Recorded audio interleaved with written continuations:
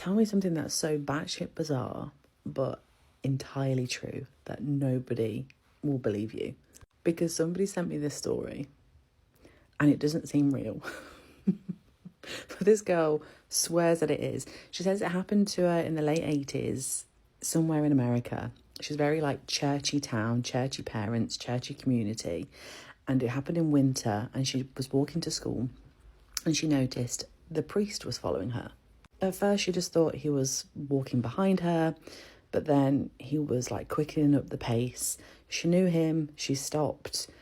He punched her in the stomach. That's not funny, obviously. She said that she was so wrapped up because it was winter that she didn't really feel it. But he kind of like chuckled to himself and like ran off. She got to school, told her teachers, they didn't believe her. Told her parents, they didn't believe her. The next day, as she's leaving the house to go to school, the priest walks outside the house. She doesn't want to get punched in the stomach again, so she waits, and he walks down the road, and she thinks, okay, that was just a weird thing that happened yesterday. She walks to school. He's waiting at the end of the road. When she sees him, he walks up to her. She freezes. He pulls her hair. Again, he has this weird like wink, chuckle and a smile and walks away. She tells her parents again. No one believes her, as if a priest could do anything dodgy. This girl is continued to be tormented by this priest, in full priest get up, by the way, dog collar and everything. He flicks her, pulls her hair, gives her little punches. She says this one time he tried to trip her up, and then one day it just stopped. No one ever believed that he did it to her. No one even wanted to listen to her. He never did anything other than smile and chuckle when he did it. What the fuck? I mean, I feel really sorry for this girl that was tormented and essentially like abused by a priest. But that is so batshit bizarre that it doesn't make sense. Do you have any stories that don't make sense? Let us know. So I think that my coworker is somehow gifted. Spooky story time. If you guys have not seen the video on my page called Dream, I think you should go watch it because this is the same coworker that told me this story. So she says that her and the same guy that she's talking about in that story were still living together in this apartment, and they go into the apartment and there was balloons in the living room. So these balloons had already been there for a few days. She didn't think anything of it. They get ready, they eat dinner, take a shower, get ready for bed. So they are in bed and they go to sleep. Everything is fine, and she is having this dream or nightmare. She wakes up out of nowhere, and a balloon that was in the living room somehow migrated all the way to the back of the room. Now, you might not think anything of it, but she stressed at the fact that the living room does not have any vents. That was one of the things that she hated about this apartment. There's no air conditioning vents, so why would this balloon travel from the front of their apartment all the way to the very back of the apartment where her bedroom is? That's number one. Number two, she left her door a little cracked, and by a little, I mean that much. She wakes up, she's laying down like this, she opens her eyes, and the balloon was at eye level to where she was laying down, and she freaks out. She jumps back, and she yells at her boyfriend, and he jumps up, turns on the light, and as soon as he turns on the light, the balloon shoots back up to the ceiling. She's stressed at the fact that the ceiling fan was not on, so how could this be possible? How did the balloon travel all the way to her room? How did it get into her room because the door was only this much cracked? How was it that when she opened her eyes, when she was having this nightmare, the balloon was all the way down to here at eye level? Once her boyfriend turns on the light, which the ceiling fan is not on, it shoots up by itself all the way to the ceiling. I don't know about you, but I feel like something is trying to get through her, like, hello, pay attention, I'm right here. But personally, I feel like she might have some sort of something. She has something, some sort of gift, and whatever or whoever this is trying to get her attention. What do you guys think? What's also scary is that I had already recorded this video. I am getting ready to wash my hair, and I'm using all of my products, and I was just getting ready for hair wash, and none of the video saved, so that's giving me weirdo vibes. I don't know. If you guys have any stories that you'd like for me to read, please send them via DM or email because I'd love to read them. And I will see you guys in the next spooky story. Now let me go wash this hair.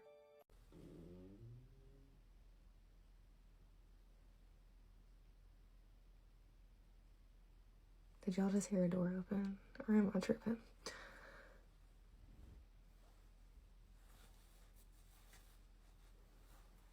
clutching my pearls because it's just me and my son here and he's asleep. Anyways.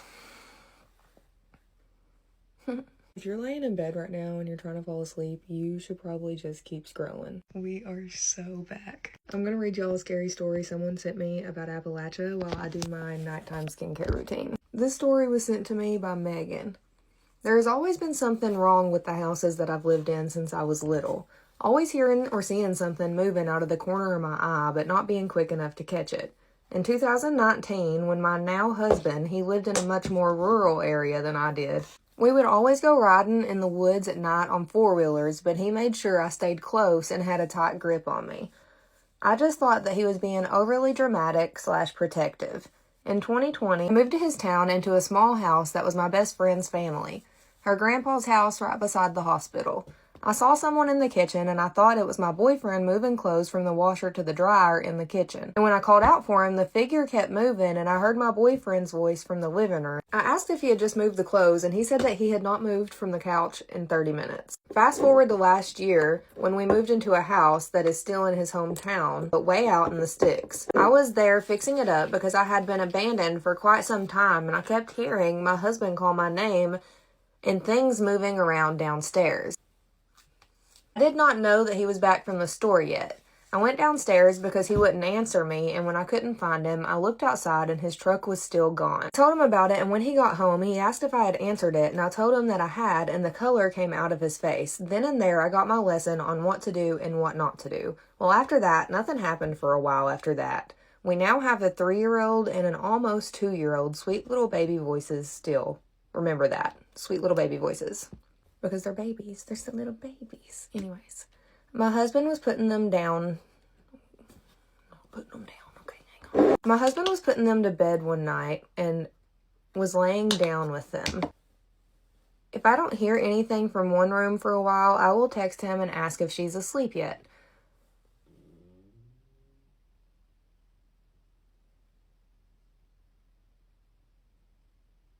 Did y'all just hear a door open? Or am I tripping?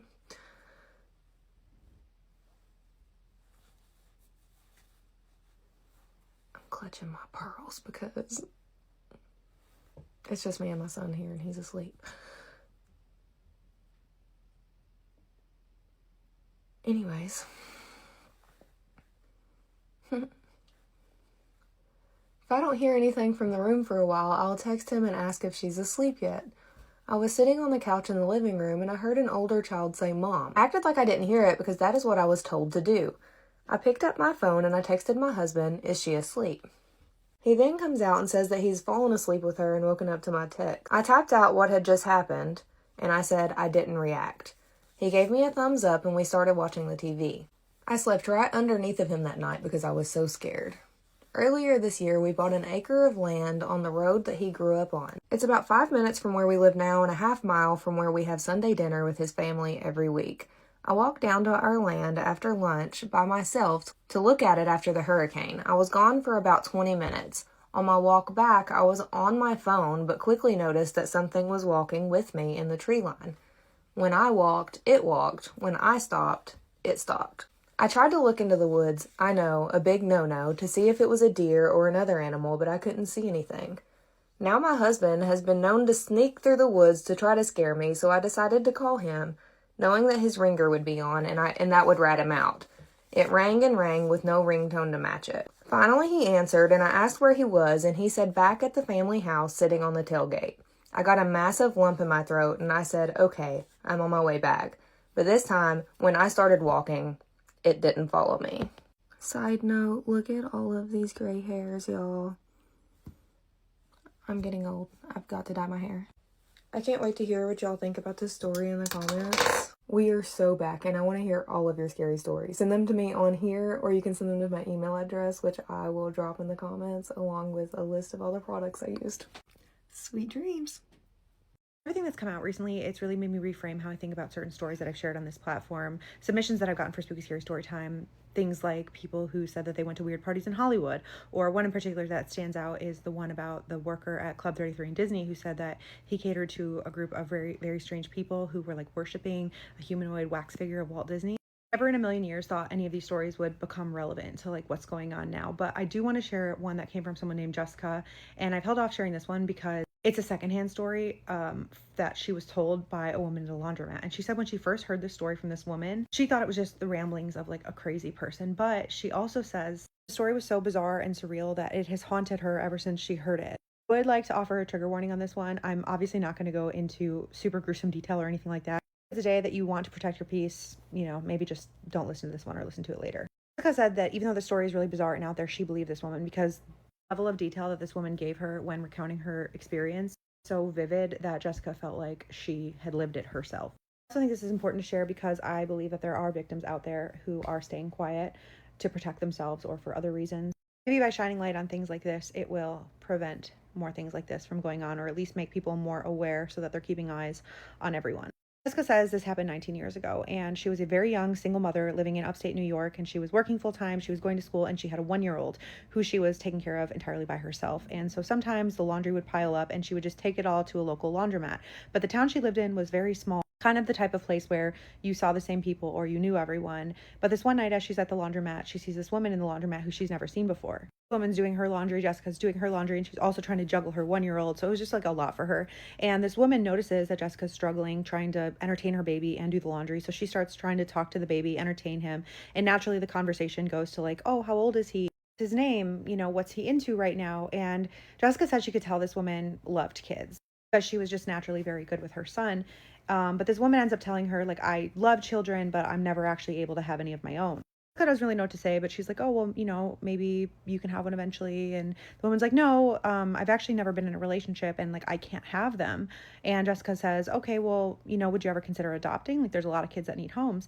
And this woman says, I would love to, but it makes me so sad that I'm not able to, but I don't really have any family. I don't have a support system. I've never actually really had a real home.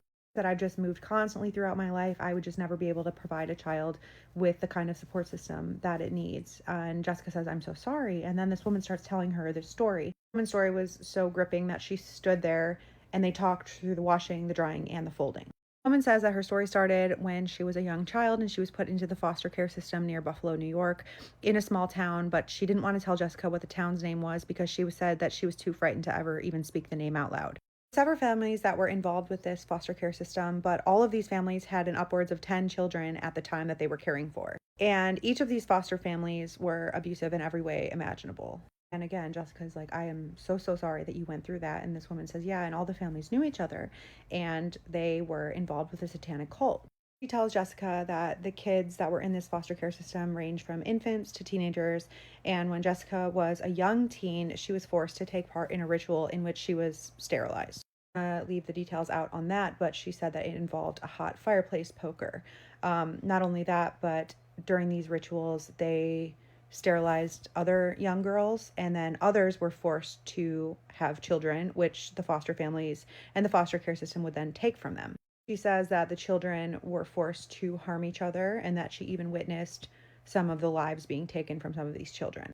All of this was supposedly in worship for these adults, these caretakers, God, who Jessica deduced from the story that it was Satan, but the woman never said as much.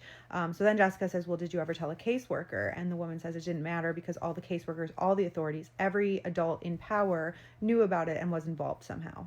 Then she lowers her voice and she says, actually, it wasn't just the people in power in my town, but it was political figures and authority figures from all levels. And that's why I'm still nervous to tell anyone this. And that's why I don't want to say the town name, because I feel like somebody is still watching me. And at this point, I guess somebody else walked into the laundromat and this woman lowers her voice and she changes her tone completely. And she just pretends like she's playing with the baby. She clearly did not want anyone else in there to hear what she was saying. And then, you know, that person went on and did their laundry. And after Jessica left, she said she felt sick after hearing this woman's story. Obviously, there was a lot more detail, but she called her boyfriend and she was telling him like everything this woman had just said to her. And the boyfriend kind of says, oh, you know, it just sounds like the ramblings of a crazy person. And Jessica's like, yeah, you're probably right. But she said that it was so specific in certain parts, but also vague enough that Jessica would never be able to like piece together where this took place, that it seemed like this woman was genuinely trying to protect herself. Also just wanted someone to know. And before Jessica left, this woman also tells her, you know, like, watch your son, make sure the wrong people don't get their hands on him. Keep in mind when this conversation happened, this was 19 years ago. So Jessica says she really didn't have any like frame of reference or anything to compare it to. And it just seemed so bizarre at the time. But she really wishes, looking back, that she had asked this woman more questions or been able to help her somehow, because she didn't even ever find out why that woman was in her small town and she never saw her again. She said she was sharing this with the hope of shining light on a subject that might be hiding in the shadows, and to hopefully bring some comfort if there are any victims out there that are hearing this, that you're not alone and that people do care. From Kentucky South, there's this myth and this legend of this creature called the mulberry black thing, and people just describe it as a shapeshifter, and it takes all kinds of forms, but there's no real description of it, which is odd, because normally if I look into a cryptid, I can find all kinds of information, but this one is just, there's a ton of different stories about people saying, oh, I saw the mulberry black thing, but not really any description of what it actually is or where it came from. So if you're from this area, you're familiar with this, I would love to hear your thoughts. This is the first I've actually ever heard about this, but this story came from someone named Lay, and she says that her dad growing up would always tell her and her siblings like creepy stories, like ghost stories. He was known for wanting to scare the children, but at the end of every story, he would always say, oh, the story's made up, except for when it came to this one, he said, this actually happened. Ghosts and devils don't scare me, but this thing does. His dad grew up in Mulberry, Florida, which is a small town in South Florida, and he grew up in the 1950s doing what people in the 1950s did, and his own grandfather, who's known as Grandpa Brown in Lay's family, known throughout the area as a hard man who wasn't afraid of anything. He poached gators, he caught cottonmouths barehanded. He had been in enough bar fights around town that people knew not to mess with him. But even when her dad was a kid, Grandpa Brown drove this old, ancient, beat-up pickup truck that her dad described as being held together by wire and chewing gum. And Grandpa Brown would drive to the bar and hang out before driving home this long, winding dirt road. Went through a wooded area, over a dip, over some railroad tracks, and then up a hill to where he actually lived. One night, Grandpa Brown stays out at the bar later than usual, and he had a few more drinks than usual, but he still wanted to go home. And even though it wasn't smart, he was going to drive, and he got in his truck and he started the long road home. He goes through the woods and down to the dip when his engine stalls, and he's not thinking anything of it because it's an old truck. He gets out in the pitch black of night and he's checking the engine, and what spooked him was this lumbering creature that comes out of the woods. And at first he thought it was an animal, maybe standing on two legs, but as it got closer, he noticed it had no head. Thing above this thing's shoulders, and so he pushes the truck apparently across the railroad tracks, and as he did, the headlights came on. He hopped in and hightailed it home. Dad would laugh when he described Grandpa Brown jumping in his truck and driving home in the dead of night, but when Grandpa Brown was asked about this, he would go solemn, and from that point on, he never stayed anywhere out past dark, and if he did, he slept there. He says, I need to reiterate that this man was afraid of nothing except for whatever he saw that night. Said that what she has found out about it is that sometimes it shows as a black bear with glowing red eyes or a headless man, but people who have encountered this mulberry black thing all report having their engines stalled. Sometimes this thing, whatever it is, has been reported to have jumped on top of the cars and bang on the roofs. Said she was sharing this with the hope that somebody else out there knows more about this creature, so if you have any thoughts, please weigh in, and if you have a story that you think nobody would believe, something that seems creepy or just too out there, send it in. We'd love to hear it. No. I would have been out of there so fast. I truly believe that some people are very susceptible to being able to see things that so many other people can't. My follower, Jordan, who submitted a story recently about something paranormal that she saw, submitted another one to me, and this story takes place about 7 years ago, right after she had her daughter. They had moved into that house 8 years ago, and very quickly they found out that they were pregnant. As the weeks went on, they started getting the house together and getting the baby's bedroom ready. She said that the oldest daughter's bedroom was right next door to the baby's, but the parents' bedroom was all the way across on the other side of the house. And she goes, when I tell you, once you crossed over that threshold of the hallway, the entire vibe of the home completely changed. She said from the start, something about that back bedroom made her feel very unsettled. She said that she's always been somewhat sensitive to the paranormal, and when she would enter that room, she always had this really creepy feeling like something was watching her. She said especially when she brought her daughter home from the hospital. She would lay her in her crib and immediately get this burning sensation in her neck and her back, as though whatever it was that was behind her did not want her in that room. She also said that her husband, who was always a skeptic, started to pick up on her fear. One morning, she says, in an effort to calm her fear, her husband tried to reassure her and tell her that it's all in her head. Yes, very reassuring, honey. And get this, in that exact moment, one of her daughter's toys went flying across the room. And even he couldn't deny what he saw. She said after that moment, the baby slept with them and she had a monitor on so that she was able to hear what was going on down the hallway with her older daughter. She said she got to the point where she wouldn't even go into the baby's room anymore. And her oldest daughter said that the big heavy footprints that were going on in the middle of the night outside her bedroom door were keeping her awake. She said she also saw dark shadows in the corners of every room. And then one night in particular, it came to a head. So her oldest daughter was at their grandparents'. The baby was laying between her and her husband. And it was about 3 o'clock in the morning when she woke up. Guys, she woke up and saw standing not 3 feet away from her was a tall, grayish colored man. She said he had no hair, long arms, and skinny fingers. His clothes were old looking, torn and ripped. And she said his arms were extended towards her husband's throat. She said he looked so angry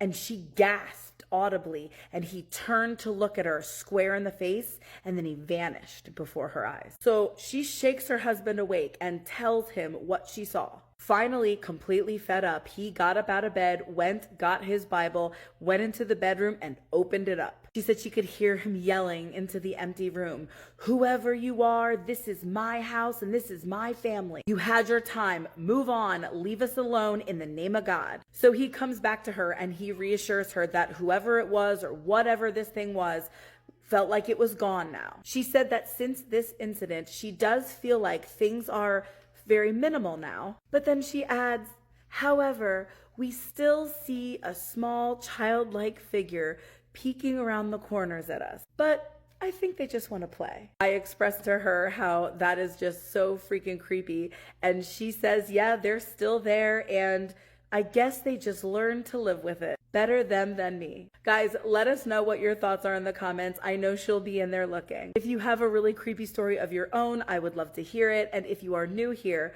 don't forget to follow for more creepy story time. Let's read a scary and true story about the Appalachian Mountains. Hi, my name is Noelle and I am 16 years old.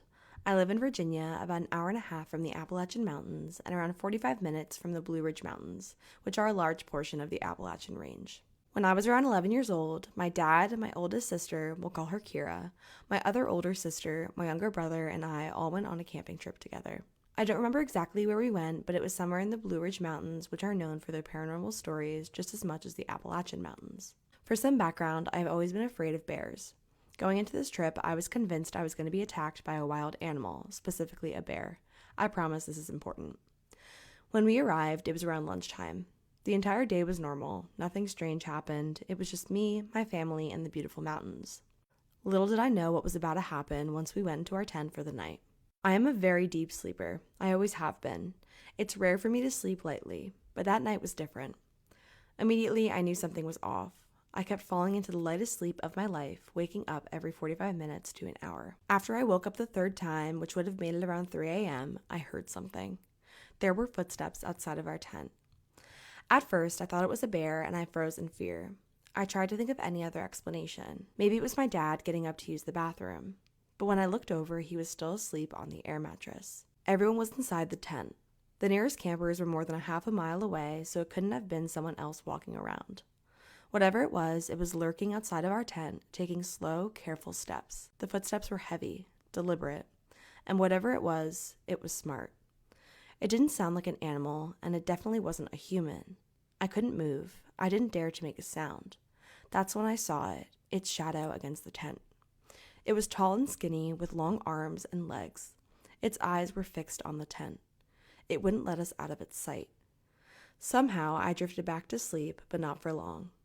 About an hour later, I woke up again and heard it one last time. That means it had been circling our tent for nearly an hour. As soon as I fully woke up, it ran off into the woods. I thought the nightmare was over. I woke up my sister Kira and told her I needed to use the bathroom.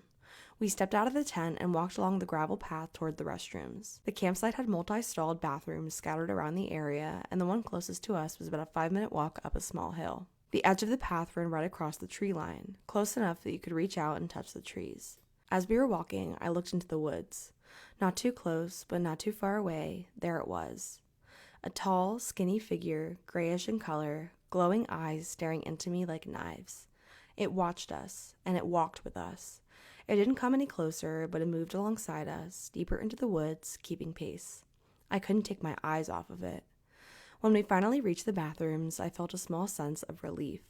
On the way back to the tent, I refused to look into the woods. I didn't know if it was still there, and I didn't want to find out.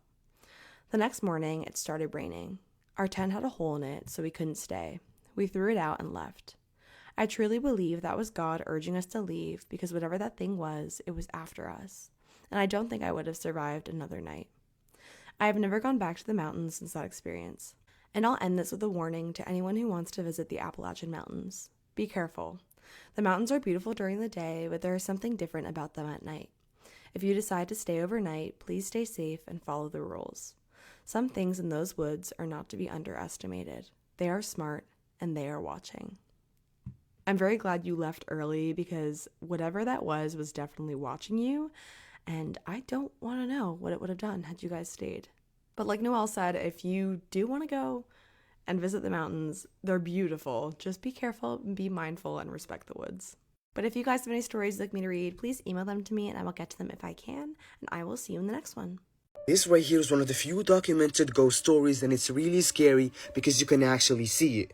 It all started in 1989 with this woman, Jackie Hernandez. You see, Jackie was a young mother who was going into a rough divorce, so she moved into a new home in San Pedro. This was the new house where she decided to start a new life with her kids, and from the start, things did not feel right. Because almost immediately after she moved in, Jackie started hearing a noise that sounded like footsteps, and it was coming from the attic, above her. She heard that noise multiple times, but she never really checked, okay? Her intuition was telling her that the attic was, dirty as hell, and was probably some rats wandering around, and she'll deal with them later. So, even though something felt off after she moved in, especially with this noise thingy, Jackie was chilling, okay? Until one day she decided to invite her friend. The friend that she invited was actually one of her closest friends, and her name was Susan. So while her and Susan were having the best discussion, in the living room, they heard a noise coming from the kitchen. The noise they suddenly heard sounded like something falling or, something immediately popping, and it was so loud that you couldn't miss it. They both checked the kitchen and they didn't find anything. This is where Susan, the friend, asked Jackie a question. She basically told her, "Is this the first time that, this happened?" Jackie responded by saying, "No, actually, I heard something that was really similar, but it was in the attic last time." Susan was a friend who had common sense. When she heard Jackie saying that she heard a noise 2 times, she immediately knew that something is wrong with this house. And even though she knew, she decided to not tell Jackie. She was not trying to scare her, especially that Jackie was going into a rough time. She's a single mother, she has kids, and she just moved in. So yeah, her friend Susan just chose to be silent and then decided to get the hell out. After a while, Jackie started seeing some terrifying things. She started seeing a ghost who looked like an old man dressed in old clothes, and she would either see him standing in the hallways or, next to her when she sleeps. This is where Jackie realized that she is cooked. Her and her children will be in danger if she doesn't do something about this. So she immediately decided to call a team who were specialized in supernatural stuff. When the team made it to her house, they immediately felt that something was off, just like she did. They believed her, and they even brought cameras with them. The reason why they brought cameras was because they wanted to document everything and prove that this was not fake. After being there for a while, everyone in the house heard a shaking coming from the attic, just like the very first time, the noise that Jackie heard after she moved in. So when they heard the noise, this man right here actually decided to go up, enter the attic, and see who's causing that noise. He made it to the attic, he started looking, trying to find the source of that noise, and then suddenly he started screaming like, "Ah!" Everyone heard him screaming, they started panicking, and they collectively decided to bring him down from the attic. They tried to bring him down by his legs, but as you can see, he's really struggling because something is actually holding him, trying to bring him up. After a hard time, they finally brought him down, and he told them that something was trying to choke him, and he even had bruises everywhere around his neck. This is what the thing looked like. This is actually a screenshot from the documentary where you can see the whole footage. Just look it up. And obviously Jackie got the hell out from this house. And you know what's crazy? Even when she went to a new one, things like this didn't stop, okay? They kept happening. And they later found out why all of this is happening, but that's another story. Let's read a couple scary stories that were sent to us. Way back in 2024, my grandparents lived in a 2-story house with a very old attic where they stored their belongings. When my family and I had visited them for the first time, my sister immediately felt like someone was watching her from my grandparents' room. She constantly said she heard knocking from the inside of the closet, but when my grandfather checked, no one was there. Apparently that closet was never even used. When I slept in the room my cousin used to sleep in, I would always hear footsteps walking or running toward the door around 2 or 3 a.m. Sometimes my sister and I would see a dark figure outside the window when we were home alone. My grandparents would get scared or angry whenever someone went near the room with the attic hatch. We were strictly forbidden from entering that room or the attic itself. The room was filled with spiderwebs, creepy old dolls, and vintage clothes, and there were visible scratch marks on the walls. Whenever my sister and I walked past that room while home alone, we could hear humming and scratching sounds coming from inside. We never knew what was truly in that attic until we finally confronted our grandparents. My grandpa told us the history of the house. Back in the 1900s, a family lived there, and the mother took her own life in the attic after her husband and daughter passed away. We never went back to that house again, and my grandparents moved in with us. That's obviously very scary, but also very, very sad. I live in rural Louisiana. The closest grocery store is an hour drive any direction. Hunting is a big part of my life as I grew up doing it. The woods are just such a peaceful place to be. One day, I was hunting like I usually did during the fall. I was sitting in my box stand when I saw something black moving behind the bushes. I figured it was a hog, so I brought the gun up to look through the scope. I couldn't clearly see anything as it just stopped moving. I figured it might have been a rabbit or something, and I had scared it off. Right around 6 p.m. or so, it started getting dark outside. I could see an outline of something standing in the tree line. That's when I realized it was dead silent for a while now. I was scared as I stared whatever it was down. I watched it slowly get down to hide under a little bush. It was the most insane thing I had ever seen. I tried getting pictures, but the camera wouldn't focus. I then texted my dad and told him to come get me out of my stand now. He obviously didn't listen and told me I was being dramatic and made me stay until it was completely dark. It got dark quick after that interaction when I started hearing noises. At first it was growling noises, so I stayed as quiet as possible, hoping whoever or whatever it was would get bored and walk away, assuming it was a coyote or something. That's when the scratching began. I could hear scratching on the stairs of my box stand that kept getting faster and faster. I know it wasn't an animal because the speed of this scratching and most animals would stop scratching after a while. Finally, I heard my dad's truck coming to get me, and the scratching just stopped.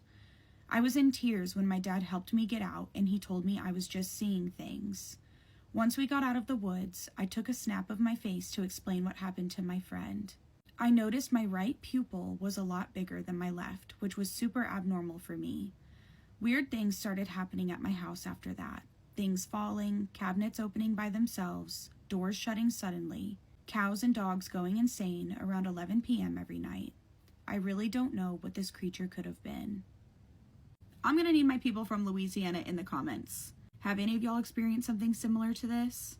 Weird Spooky Storytime, and she grew up in an extremely haunted house. I have always had strange experiences in my grandparents' home, starting from early childhood into adulthood. I just want to share my experiences to see if anyone else has had experienced similar things or might have insight into what I have experienced. The house was built in the 70s in Arizona. It was split into 2 sections. The front of the house includes the living room, kitchen, and primary bedroom. Nothing ever happens there. The back of the house is where the vibes change. The TV room that looks out into the backyard, my childhood bedroom, the bathroom, and my sister's room. I'll write a timeline of experiences. When I was around 4 years old, I was sleeping in one of the back bedrooms, which eventually became my sister's room.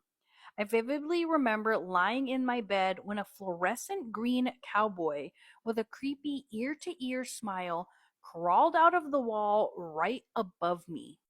I ran out of the room, and when we came back, he was gone. This is why I changed rooms. When I was in 6th grade, I moved with my grandparents to a different house for a year, and my mom stayed at the original house. While she was there, her exercise ball would roll around the back of the house by itself. We moved back, and once my mom, sister, and I were having an argument, the shower curtain rod in the bathroom flew across the room. I always felt like I was being watched from the backyard through the sliding glass door. In 8th grade, I was lying in bed watching videos when I heard a growl in my ear and felt a breath. In 9th grade, I would wake up in the middle of the night because all the lights in my room would turn on and off, then flicker once when I was fully awake. In 10th grade, I had a friend sleep over. She couldn't sleep in my room because she said someone kept whispering. So we went into the TV room where we watched the deck chair fully turn around and face us. In late high school, my sister came into my room freaking out in the middle of the night, and she doesn't believe in the paranormal. She had gone to the kitchen to get a snack, and on her way back to her room, she felt someone run up behind her, but no one was there. After I moved out, my husband and I were staying in my old room because our AC had gone out. I woke up and saw a woman in an 1800 style Western dress with a pale white face and round red cheeks standing at the foot of my bed staring at me. She had the same smile as the green cowboy. I ignored it and went back to sleep. My husband, however, woke up and saw her too. He stared at it for hours. I only found out he saw it when he brought it up the next day, and I hadn't told him about my past experiences. A few months later, I was at my grandparents' house for Christmas. I'd received ghost hunting equipment as a gift, and my husband, mom, and I thought it would be fun to try it out. We sat in my old room asking questions. The spirit box said my name. Ooh, that gave me goosebumps. My husband's name, my mom's name, and my grandparents' names. It switched between a male and female voice. We also had a recorder going and captured a disembodied female voice that said, "Shh, my name is back." So, like, if your name was Angela, it said, "Shh, Angela is back." Oh, I got goosebumps. A few years later, I was visiting with my 2-year-old. When we walked toward the back rooms, he suddenly ran out shaking, hid behind me, and pointed toward the old bedrooms. I've never seen him that scared before. Girl, if my ghost box said my name, my husband's name, my mom's name, my grandparents' name, and then goes, "Shh, so and so is back." Hell to the no. Hell to the, I would not even bring my 2-year-old there. I mean, I guess you can't really help it if your parents live there, but that is super scary. Let me know in the comments what you guys think, or if any of you have ever had an experience like this growing up in a haunted house. Send me your story. I'm 22 now, but this incident has stayed with me so clearly that I remember it better than most things in my life. I'd gone to visit my aunt's house with my mum. She lives in an old government apartment building, the kind that has 5 to 6 floors with identical and old concrete walls and staircases. Her flat was on the 3rd floor. At one point, I decided to go downstairs to watch newborn puppies. After watching them, when I started climbing back up, I remember passing floor after floor, but nothing looked familiar. It felt like I'd climbed a lot more than just 3 floors, and then suddenly I reached the top of the staircase and everything changed. Instead of the usual floor and doors, I saw what looked like a school corridor. Not the school corridor we have in Indian high schools, a long hallway lined with lockers, and there were kids inside who felt like they were not Indian, going about like it was totally normal. I just stood there on the staircase, shocked, staring, wondering, what are these kids doing here, and why is this old building has something that looks so clean and good? I remember very clearly a young black girl looked at me from inside the corridor and waved or said hi. She smiled like I was supposed to be there. I didn't respond. I was frozen. Then I slowly turned around and walked back down the stairs. As I climbed down, the same old staircase returned, the usual old walls and layout. And as soon as I passed one more level down, I was suddenly at the familiar 3rd floor again, and everything was normal. Out of confusion, I went back up again, and this time it was just the 4th floor apartment. No corridor, no lockers, no students, no black girl that waved at me. This felt like I slipped into another version of reality for a few minutes, and I have no explanation for it. But it happened, and I haven't forgotten it ever since.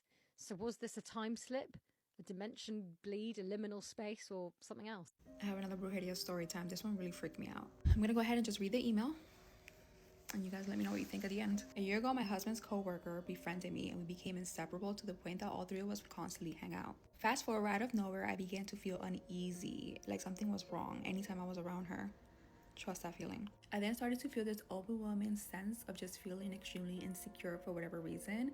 It got to a point where like my husband and I were arguing so much that he decided to just cut her off in order to avoid us having any more issues. Even after we cut her off, I couldn't shake off the dread and the feeling of insecurity. Like it literally took over my life. It got so bad that I started having thoughts of unaliving myself. One day, I received a message from my brother-in-law that was telling me that his girlfriend was sleeping with my husband. When I asked him to send a picture of what the girl looked like, my heart completely dropped. The girlfriend was the friend that we had cut off earlier. When my husband got home, I confronted him and he admitted the whole thing and said that they had been sleeping together for years. And the only reason why she even wanted to get close to me was because she wanted to be able to hang out with him out in the open without anyone thinking anything weird. I ended up kicking my husband out. He ended up moving in with her, and not long after, she was pregnant. During this time, it was one of the worst times of my life. I tried to unalive myself multiple times. I was miserable. I couldn't shake off this very dark cloud that I had over me. It got so bad that when anyone would ever offer to pray for me, I would curse them out. One day while my mom was in Mexico, she started asking me questions about the other woman. Let's call the other woman Clara, because I feel like Clara Chia. Clara is a very fitting home-wrecking name. So while her mom was in Mexico, she started asking her questions about Clara Chia, and she just answered without thinking anything of it. Not long after, her mom called her again and told her that she had spoken to a brujo in Mexico who told her that Clara Chia had done brujeria on her. I was in shock and honestly didn't really believe my mom, but my mom gave me the number of the brujo and urged me to call him. In order to just make her happy, I decided to go ahead and give him a call. During the appointment, he gave me a list of supplies to bring in. He tested me to determine if I had something. One of the tests was gargling water in my mouth and spitting it on a cotton ball while standing in front of an altar. When I spat on the cotton ball, the entire cotton ball shot up in flames as if I had spit gas on it, and it lit on fire. I tried to come up with a scientific explanation as to how that happened, but I couldn't. The brujo then told me that he was going to go back to his altar to try to figure out what was done to me, but to prepare myself because whatever it was extremely dark, and it was like a D word had been like sent to me, like I had a D word inside of me. When I got back home is when the horror started. My puppy would bark at random parts of the house that were completely empty. I would hear random like stomping around and knocks around my house.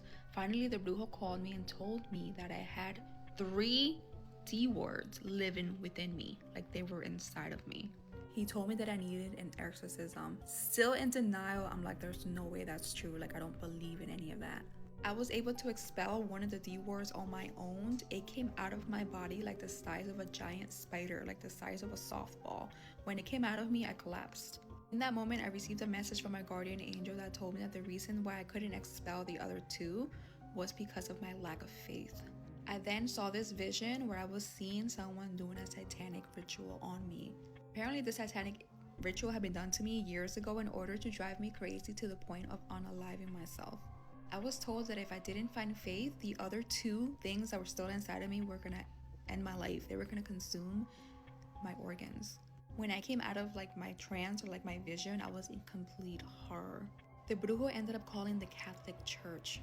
Long story short, I ended up finding God and I prayed over my life and the life of my children. When I went to see the brujo again, they performed another exorcism and the other 2 D words were expelled from my body. I was then told that it was revealed to this brujo that my husband's affair partner, so Clara Chia, had a satanic ritual done to me some time ago to get me out of the way so that she could have a life with him by her side and that they could start a family. Apparently, when my now ex-husband told her that he could never leave me, she went and saw a brujo to get help. After I was cleansed, the child that Clara Chia was pregnant with ended up passing away. To this day, I wonder if the reason why the child passed away is because I cleansed myself and everything was returned to her. But I have to remind myself that you can't make pacts with D words and not expect any consequences. To this day, she still has some sort of hold on my husband, and no matter what I say to him, I can't get him to cleanse himself because he doesn't believe in any other stuff. Again, when you mess with all this stuff, it always comes back to you. There's never a time where it won't come back to you, especially when it has to do with like love spells. You can't force someone to love you. It just never works out that way. Either you turn that person crazy or you end that person hating you. But what did you guys think? All this UFO news that has come out recently, I don't think it's good. I believe that the intention of these UFOs is dark, is evil, is sinister. You know, one of the things that I talk about with a lot of these supernatural entities is their ability to deceive, to pretend to be something that you trust. I personally think what's going to happen, and you watch, I think within the next year, it's going to come out that aliens are real. And not only that, they're going to say, we are primed to meet them, and they want to meet us. And it's going to be nationally televised. And they're going to have these extraterrestrials come on out. And they're going to talk to us. And they're going to tell us, we are here to help you. We believe we can save the world if you just listen to us. And you allow us to make changes. And I think these extraterrestrials, they are going to be put in positions of power. And you're going to see sort of this united world come together with one plan, one agenda, and that's to save the earth. But I think that's one big deception, in that we should not trust anything that has to do with these UFOs or these extraterrestrials, because I definitely think they are something dark and sinister. And I think when that starts happening, when you see them talking about aliens, they are here, they want to meet us, and you see them coming down from the sky, that's when you run for the mountains, because that is the safest place you can be.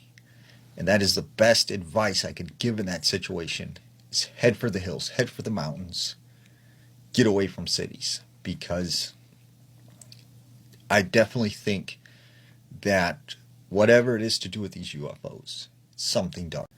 There was this man named Jerry. Jerry inherited a house from his grandfather up the Catskill Mountains of New York. And when Jerry first goes there, he discovers his grandfather's journal. And in the journal is a letter written to him, basically saying how he wished he could have been in his life more and how he thought he was a good grandson. But at the end of this letter, in bold, bright letters, it said, "Do not look out the window after dark." Jerry thought, that's strange. So a couple days go by, and it's late at night. Jerry has a fire going.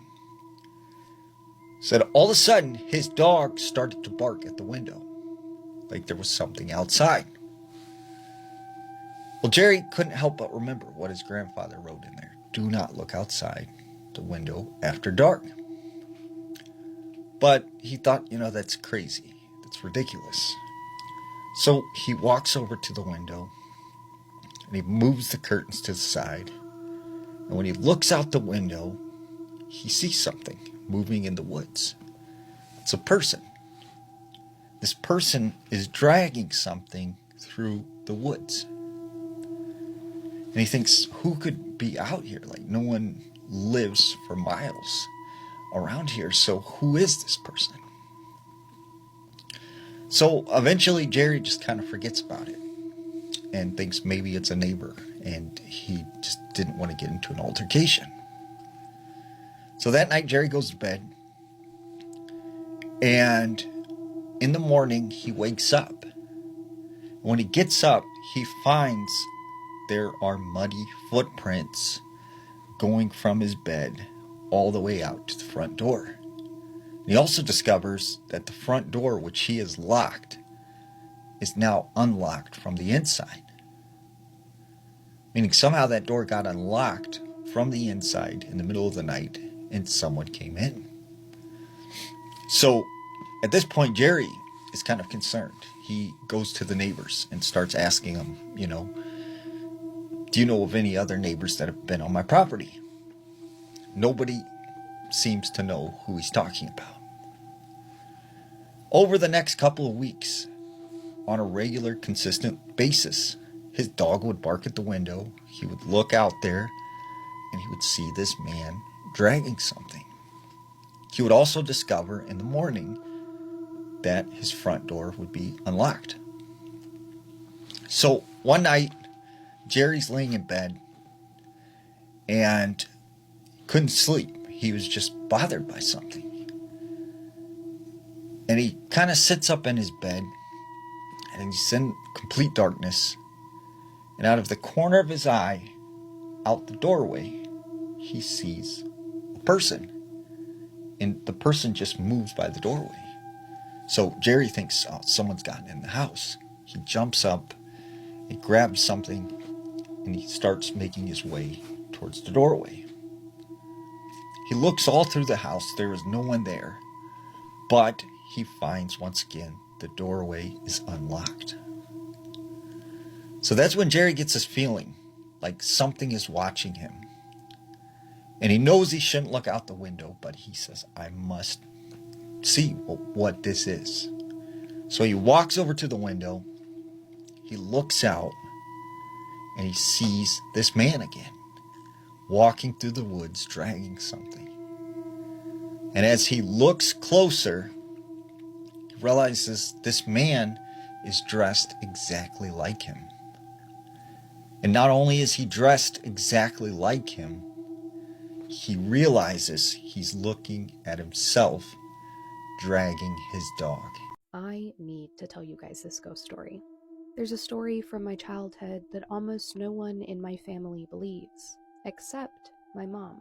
And I think the only reason she believes it is because she was there for everything that happened afterward. This took place when I was 11 years old, over 40 years ago. And I want you to understand something before I tell you the rest.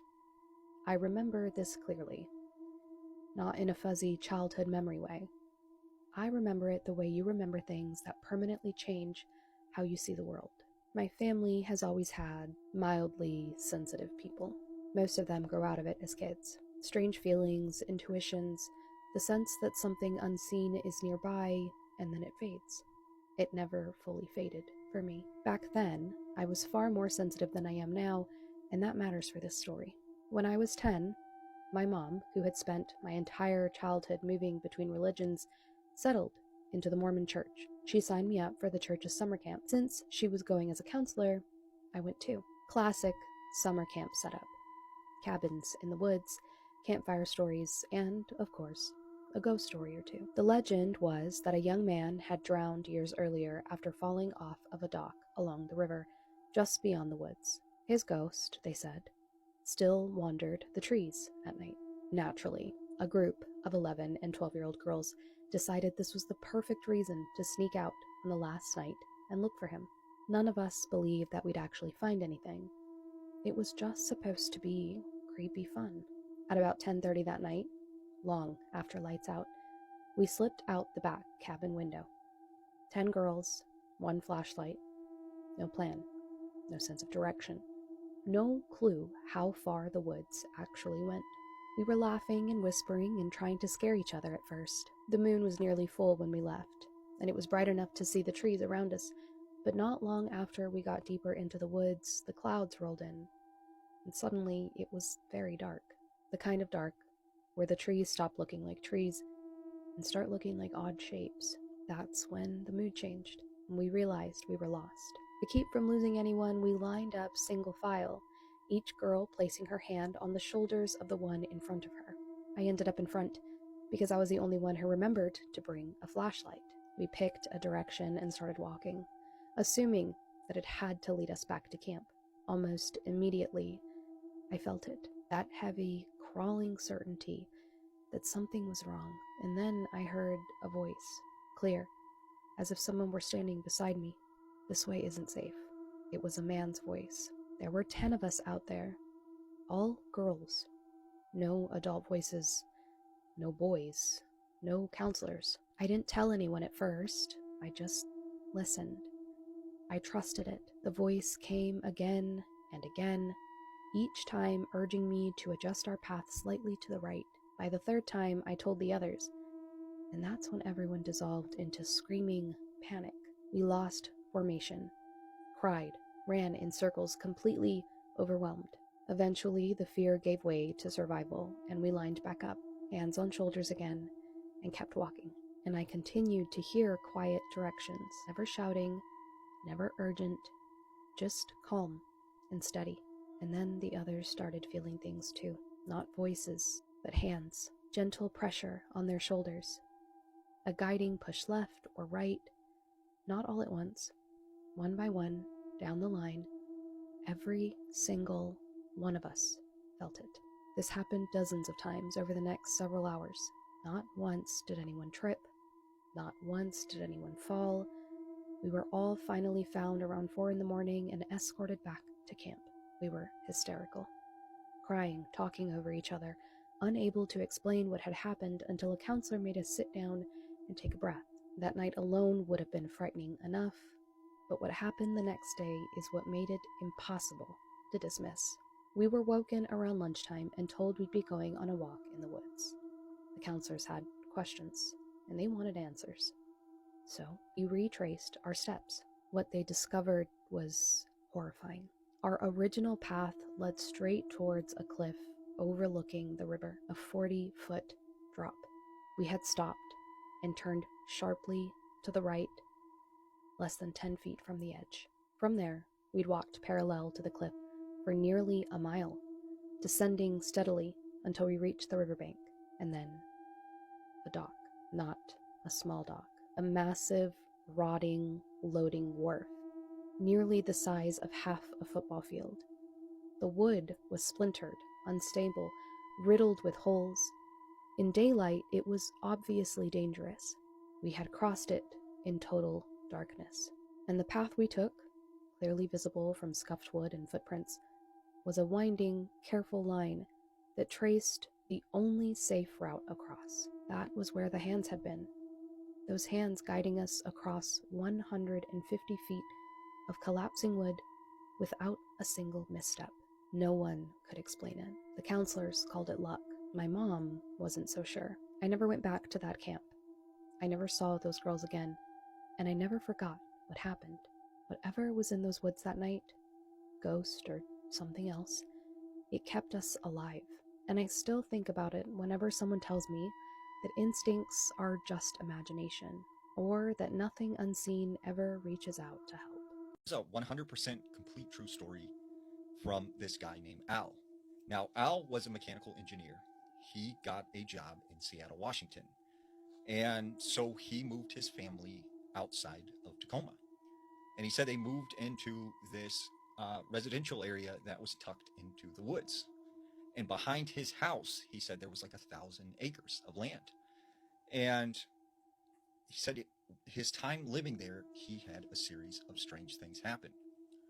It all started with the first thing was Al had forgotten his keys out in his car one night. And he gets ready to go outside. He yells for his dog to come with, except his dog was like scared, which was weird to Al because his dog followed him everywhere. So he's like, okay, whatever. He goes outside. Well, he said as he was walking to his car, he couldn't help but feel like someone was watching him from the woods. And he opens his car door and he starts looking for his phone. Well, he said he noticed that it was just quiet. There were no sounds at all. And he thought, that's kind of eerie. As he's searching for his phone, he starts to hear something moving behind him in the woods. It sounded like footsteps, like something was walking right behind him.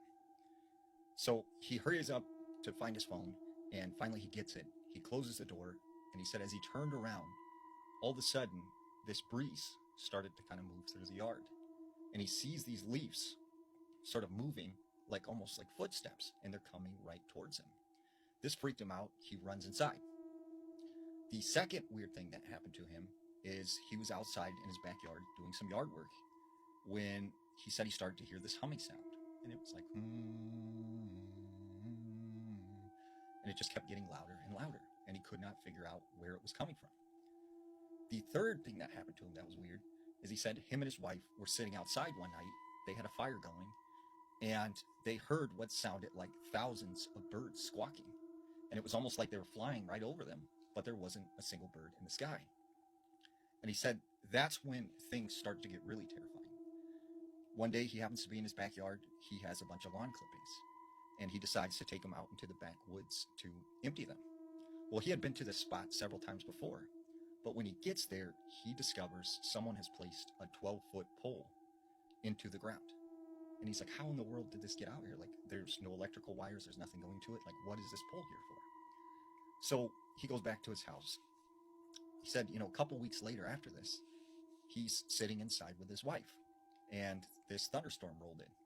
They had the windows open, and they were listening to the rain hit the ground, when all of a sudden his wife jumps up and she says, do you hear that?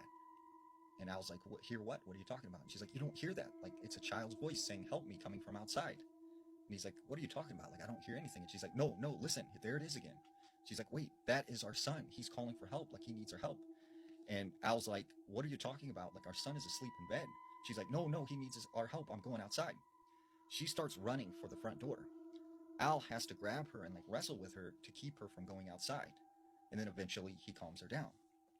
A couple more weeks after this, right, his son does the same exact thing, except he says he hears his mother outside calling for help out in the woods. And he said, this just kept happening. And the last straw, he said, for him was him and his wife went out one night. They had a babysitter at the house. As they're returning and going down the street, he said on the side of his house, he sees this 9-foot tall, black-looking creature with solid red eyes that are glowing, standing next to the window, like it's trying to get inside the house. He said as they pulled into the driveway, this thing took off running into the woods. And he hurries up, he runs inside and is like, is everything okay? Is everything all right? And the babysitter's like, thank goodness you got here. Like, your son is trying to run out the door because he said he thinks you're out in the woods and you need help. And so shortly after this, Al and his family move. And he said he got this feeling, whatever this was trying to draw his son and his wife out into the woods. And he said not even a couple months after they had moved, they found 2 bodies in those woods behind the house. Idaho's one of those strange places that people don't really go to. It's up there, situated in the Pacific Northwest. Most people just drive through the northern portion of the state, and you almost kind of forget that state even exists. In the southern portion of Idaho, it's this very remote area, and a lot of strange things occur here. Now, there's a place known as the Owyhee Mountains, and the Native Americans have this legend about something they call the sheep snatchers. Now, the sheep snatchers, they believed, were this lost tribe that lived up in the mountains. They were supposedly cannibals. And from time to time, when they were very hungry, said that they would come down from the mountains and they would steal livestock from some of the local tribes. And there was even a story back in the 1800s. These 5 hunters, they go into the Owyhee Mountains and they never returned. So their family was worried about them. They form a search party. They end up finding them up in the mountains in this small cabin that's locked from the inside. The windows are locked. And they find these 5 men, all deceased, with their heads having been completely smashed. There have been stories of sheep herders or sheep farmers who have seen these men come down from the mountains that look like very tall men wearing the skeleton of a sheep's head or a sheep's skull. And they come down, they steal sheep, they throw them over their shoulders, and they carry them back up the mountain. Do you have any strange stories from Idaho? When it comes to skinwalkers, New Mexico is number 1. Then you have Arizona, and third, I would say, is Texas. Now, more specifically, the western region of Texas has a significant number of skinwalker sightings. This specific story takes place outside of Odessa, Texas, right near the New Mexico border. There was this rancher named Roy. Roy purchased this 1,000-acre ranch, and when he first moves onto the property, he said he was confronted by this Native American man. And he said this man told him that on your property are these mounds. And he said, those are burial mounds. They're sacred to my people. Whatever you do, do not disturb them. He said, use all of the land, but leave those mounds alone. So Roy said, okay, whatever, I'm not anticipating touching them even. So after a year of Roy living on this ranch, he needed to expand and he needed to grow his ranch. So he started looking into this area where the mounds were. And one day he brings his tractor out there and gets ready to kind of clear this land. Well, as he started up his tractor and started to go towards the mound, he said he started to hear what sounded almost like Native American music and chants. And he said the closer he got to these mounds, the louder it got. And then finally, he said he heard a really loud, "Hey." And when he looked over out behind the mounds, he said there was a Native American man standing there. And he had these glowing eyes. And he was there for a brief second, and then he just disappeared. So Roy was like, okay, this is weird, you know, like maybe I need to get some sleep. So he goes back to his house and he lays down. Well, later that night, he awakes to just kind of like a very stillness in the air. And he said that's when he heard very clearly something say, "Get out of here now." And a second time he hears it, "Get out of here now." And a third time, "Get out of here now." So he jumps up out of bed and he goes all around his house. He cannot find anyone. And he has no idea where this sound is coming from. And that's when he hears it a fourth time. And he goes over to his window in the bedroom. And when he looks out, he said he's seen this owl sitting up in the tree. And as he looked directly at this owl, it said, "Get out of here now." And then he said it flew off into the tree, up into the sky. So a couple weeks pass, and he's like, you know what? I got to clear that field. Like, I got to take out those mounds and expand the ranch. So he goes out there again with his tractor. And as he begins to start clearing these mounds, he said that's when he seen this pack of coyotes. And they started coming closer and closer towards him. And he noticed that their eyes were glowing. And he said they would not let him get anywhere near these mounds. And that scared him. So much so that he went back to the house and said, "I will never touch those mounds again." And still to this day, those mounds sit there untouched. Spooky stories with evidence. So this lady says that she works overnight at a retail store and that for whatever reason they had her go work at a different store this night. And she says that while she was there, the vibes were off, like something just felt really wrong. When they complete their job, they ask them to take pictures just to prove that they did everything right. And that when she took this picture, she went into shock because she did not expect to see anybody else in this photo. She was there alone and that there was nothing in there that would look like what you're about to see in this picture. So this is a picture that she took after organizing everything and looks like a little girl. What if it's just a mannequin? I mean, I would expect to maybe have a mannequin in the store, but like it looks like it's all shoes, so maybe it's not like clothing store. And that looks like hair hanging. Okay, I try to zoom in to the best of my abilities, but that does kind of look like an eye with hair falling down. But I don't necessarily think that looks like an arm, right? All I know is I would have quit. You got me fucked up if I took that picture and saw somebody just watching me. First of all, why aren't you helping me work? Because what the fuck? What are you looking at when you can help? I just had the best nap in the world. And because my nap was so good, it's a story time! Boom, boom, it's story time. Boom, boom, paranormal Chicago activity. With Cat G, that me. Hey, y'all. Recap. Miss Evangeline set Phoenix free. Phoenix gotta go and help us find these last two flowers. We on our way to get the last two flowers. We go down into this tunnel. It's underneath a magic altar. When we get into the tunnel, we get attacked by 100 hobbits. Me and Phoenix had to fuse together because, listen, shit is getting weird. We are depleted of energy. That's the only way we're going back to 100%. Defeat the hobbits, blast through a door that had a whole bunch of spells on it, found a staircase, went all the way up the spiral staircase, got to the top. We had an altar room. In the altar room, we see a warlock. A warlock is standing at his altar with something in his hand. Okay, so boom. Picture this room. This room looked like something out of King Arthur's court. I'm talking about we straight up in Merlin's den. 30 feet tall ceilings. All stone, like big ass boulder stones make up the walls and the floor. It's a big ass altar with 3 different deities that's sitting on. Then there's a podium, and that's where the warlock is. In his left hand is a big ass stone of quartz. In his right hand is a beating heart.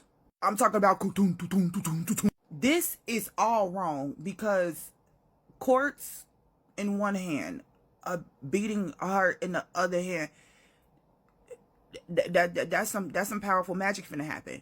The quartz is finna amplify whatever you finna use that heart. The warlock squeezes the heart and pours the blood all over the altar. We can hear that it's hitting something metal, but we can't see what the metal thing is because the warlock is in front of us. Because of Phoenix and her abilities, we can smell the blood tenfold. This don't smell like normal blood. I'm thinking to myself, that's not a demon's heart, is it? Papa and Phoenix at the same time say, oh, fuck. And also at the same time, Papa and Phoenix take a step. But this was a step they should never fucking took. Absolutely nobody saw the black salt line that's on the ground. And that's a problem, especially for me, because I usually smell this type of salt. This particular salt smells like sulfur. So the fact that we did not smell it or see it, that in itself is a fucking problem. As soon as we cross the salt line, all the walls just start shining. You know how in medieval castles, they're made of those, the walls and stuff is made of those giant blocks, right? Okay, each one of those blocks either turn into moldavite, tiger's eye, or tourmaline. The altar is straight up quartz. All of this is being used to be able to trap and generate energy. And 3 powerful ass entities just crossed into it. Phoenix say, fuck. And the warlock turned around. I've been waiting. No shit, bitch. Phoenix growl and say, Warlock, this not gonna turn out too good for you. I advise you to hand over the flower and let us go. The Warlock gets laughing. Go talk about some stupid bitch. What makes you think that you have any power? Oh, you fucked up. Oh, let me tell y'all. If you know me in real life, you know that calling me a bitch is like calling Hancock a motherfucking asshole. Baby, I'm a straight to the moon out. And Phoenix ain't no better. Phoenix, that's where the hatred for the word come from. Phoenix don't like being called a bitch. I look over at Papa. Papa looking up at Phoenix. This man is scared. And of course he is. Because you just called Phoenix a bitch. Oh my God. Phoenix snap her head back at the Warlock and say, what did you just call me? He said, you heard me, bitch. You have no power here. You keep saying she ain't got no power here, but you got her in a room full of molavite. Bro, you clearly don't know about Phoenix. The Warlock took the quartz and he smashed it on the ground. Said some type of incantation. Now it's a purple smoke coming up out of the shards of the crystal. He whoosh his hand and the crystals like fly out into a circle around the altar. As he said this incantation, the damn crystals are starting to glow purple. Whole time, Phoenix is just walking straight to this man. He finished the incantation and the shards of crystal send up like a purple shimmery force field. Phoenix watched the force field go up. Her attention is on that and he threw something at her chest. Now I feel it burning and I can smell the smell of it. I already know what he trying to do. He trying to put her in a trance. That don't work on Phoenix. Her feathers is like armor. You know the saying, water off a duck's back? They say that because a duck's feathers is like coated in its own special wax and oil and they don't get wet. Like it literally slides off. Same thing with Phoenix. Most incantations slide off her ass. It's a goddamn demon bird that's blessed by Osho. Y'all didn't think that she was gonna give her some good powers? Duh! Phoenix slowly looked down, make full eye contact with the Warlock again. He say, now, demon bird, you are under my control. Do as I say. Rip his soul out. Phoenix turned her head super slow, look at Papa. Papa standing there, you can see his shadows whoosh around him a little bit tight. Slowly turning her body around so that she could fully head on face Papa. I'm confused because bitch, what are you doing? Ain't no way you under his control, cause bitch are we? What's happening? Mr. Warlock man say another incantation and it's to give Phoenix more strength. I can feel the strength feeding through her. I ain't never felt this powerful before. The Warlock say, now attack, bitch. When I tell you in a blink of an eye, Phoenix took the fuck off, turned around and snapped that motherfucking Warlock's head. This bitch moved so fast I got whiplash. She spit his head out, talk about some, I got your bitch. Girl. She looked over her shoulder. She said, what you waiting for, old man? Get over. Papa walk up. He pulled out these black gloves out his pocket, put them on. He looked smoother than motherfucking OJ. He grabbed one of the quartz and then he grabs the heart. Why is this heart so important? Because it's a demon's heart. The last little bits of blood in it, we're going to have to use this in order to undo the incantation that he just put. Now, looking at the altar, well, the podium, this is the little platform that he was standing next to, right? It's like sunken in a little bit, like a little, a sink. Inside the basin, that's where the flower is. The flower is sitting inside of the blood. The flower is blue, but there is a black aura glowing around. Papa go back into his pocket and he pull out this little compact. It's literally this size. Guess what's inside of it? A fucking mirror. He put the mirror on a pedestal, and out of nowhere, here come Miss Evangeline face. Like, we using mirrors as two-way pages. Hello? Miss Evangeline look at the situation. She get to doing the incantation. Now, the basin, the blood, the flower, all of it is glowing. Remember, this altar is made out of solid white quartz. White quartz is usually a good thing unless somebody bad get their hands on it, then they know how to use the power from the quartz in order to magnify certain type of spells. And this one right here, yeah, this quartz gotta go. You could hear something explode on Miss Evangeline's side of the mirror. She come back into the mirror and she go, where's Phoenix getting the mirror?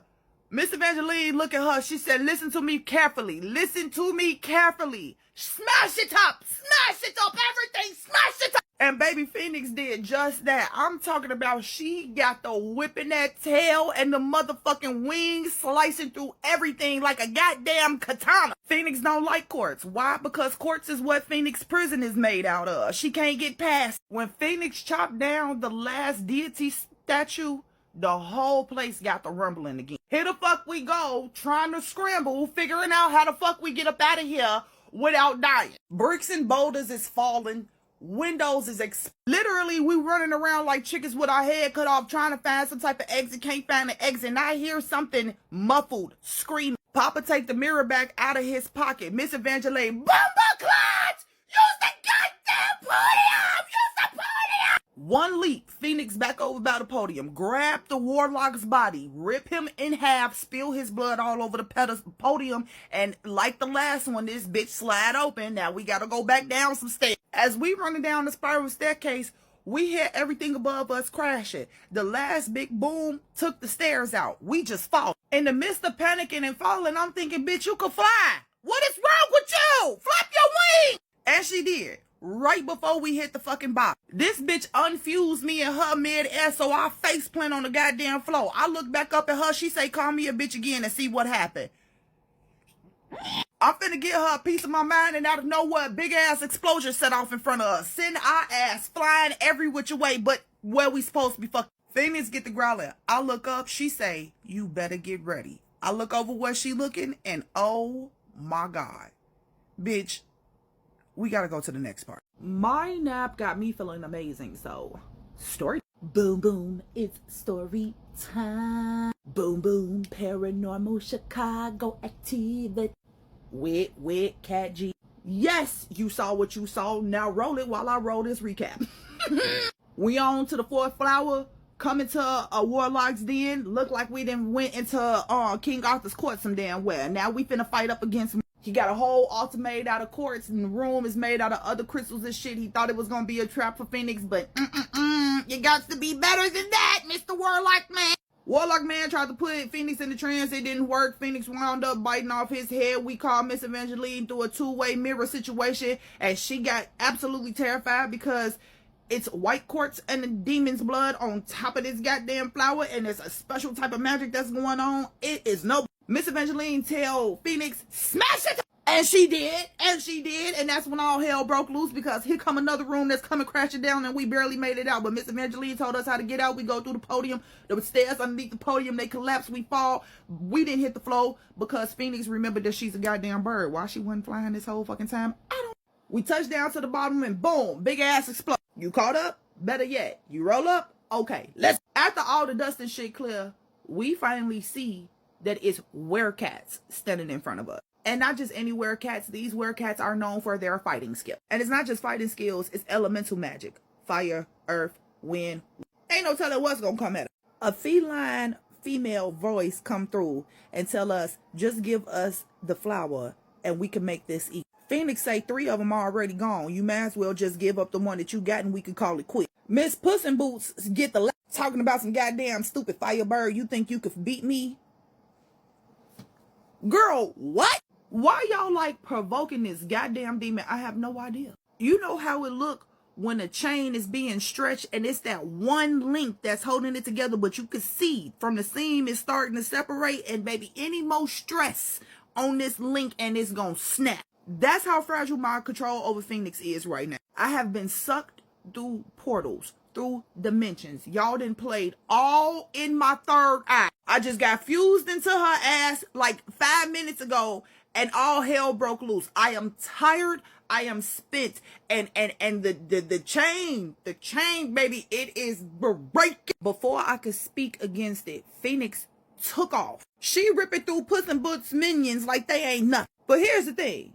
They went down, but got back the fuck up. Miss Puss in Boots get to laughing again. She say, why spill blood when the undead can do it for you? You turned your people into cadavers? Okay, you're using dark magic. Okay. Next thing you know, all these motherfuckers just sit up here and shoot electricity directly into Phoenix. Phoenix hit the floor on one knee. Miss Puss in Boots bitch is sitting there laughing, pleased with herself. Me and Papa, we taking a step back. Puss in bitch look at us and she like, oh, are we scared now? Yeah, bitch, but not of you. She say, well, what else is there to be afraid of? Your bird is fried. No, your brain is. She so confused that her tail stopped whipping behind her. I say, don't nobody read no books. No beast books, no demon books, no nothing. Miss Pussy bitch on her high horse talking about some clearly I did. Do you not see my creations? Clearly I did. Do you not see my creations? Well, you didn't go far enough in the goddamn book, because if you did, you would know not to feed a demon of light with light energy. What is electricity? It's pure light energy. Her ears go up. Oh, now you want to be scared, bitch? Phoenix gets to laughing from under her feathers. A deep, sinister laugh. Papa literally stepped into his shadows and disappeared. Now I'm sitting up here even more scared, because why the fuck you ain't take me with you? Pussin' bitch, she take a couple steps back. As she should, because now Phoenix is starting to stand up. And when she stand up, baby, she hit that 7'2". She kept on going. She kept going. 5 cadavers. 5 of them unleashed pure electricity into this fucking demon bird. Oh my God, we all on there now. We all on there. You can see her feathers plume out, and then a gust of wind came, and she took the fuck off. Oh my God, it was like a fucking speeding straight into Pussin' bitch, beating the fuck out of her. The cadavers run through the doorway, grab Phoenix by her tails, and pulling her back. Y'all know that white bird off of Kung Fu Panda, the peacock, how the tip of its feathers was like sharp as blades? Okay, take that, put it into Phoenix. The cadavers got her tail feathers. She fluff them and slice straight through their ass. Black blood look like ink. It's every fucking. Pussin' bitch is terrified, and so am I. Before she could scream, Phoenix is on top. One claw around her neck. She get up to her face and she tell me where the flower is. Pussin' bitch is choking. She like Majesty hat. I didn't want to hear that name. You want to know why I don't want to hear that name? Because Majesty is a fucking harpy. And what make it even more worse is that Majesty husband is a fucking vampire. And she just couldn't go and get some regular schmegler vampire. No, she had to go get the prince, the son of an ancient vampire. But I completely understand why, because let me tell you something. Albanian men, they fine as fuck. God damn. It's something about a little bit of Albanian and a little bit of vampire, baby. That fine as fuck. We just picture Leo Skepping with fangs and long black hair. Just bite me anywhere. Bite me, please. And as fine as that man is, baby, he ain't no good.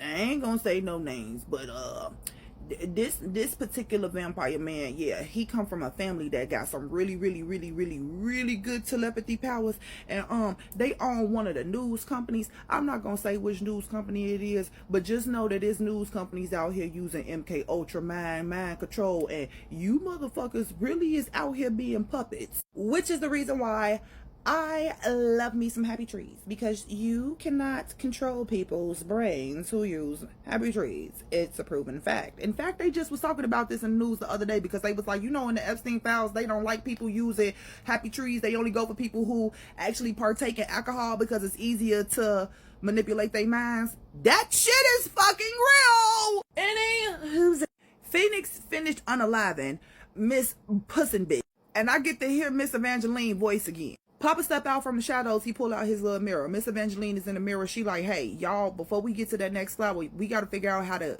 end this flower. But how do you do that when clearly the flower has some type of incantation around it? Like, I don't do spell breaking like that, old lady. I'ma need you to come here. Miss Evangeline say that Miss Pussin bitch got some type of workroom down there we gotta go find. She telling us how it's a solid golden dagger with a red ruby in it, and we need to go find that because that's strong enough to pierce. Phoenix know exactly what the fuck she talking about, and she low-key getting excited because apparently that dagger belonged to her dad. In her excitement, she low-key let me into one of her memories. I could see the dagger clear. Y'all, I'm tired. I'm not finna move for shit, okay?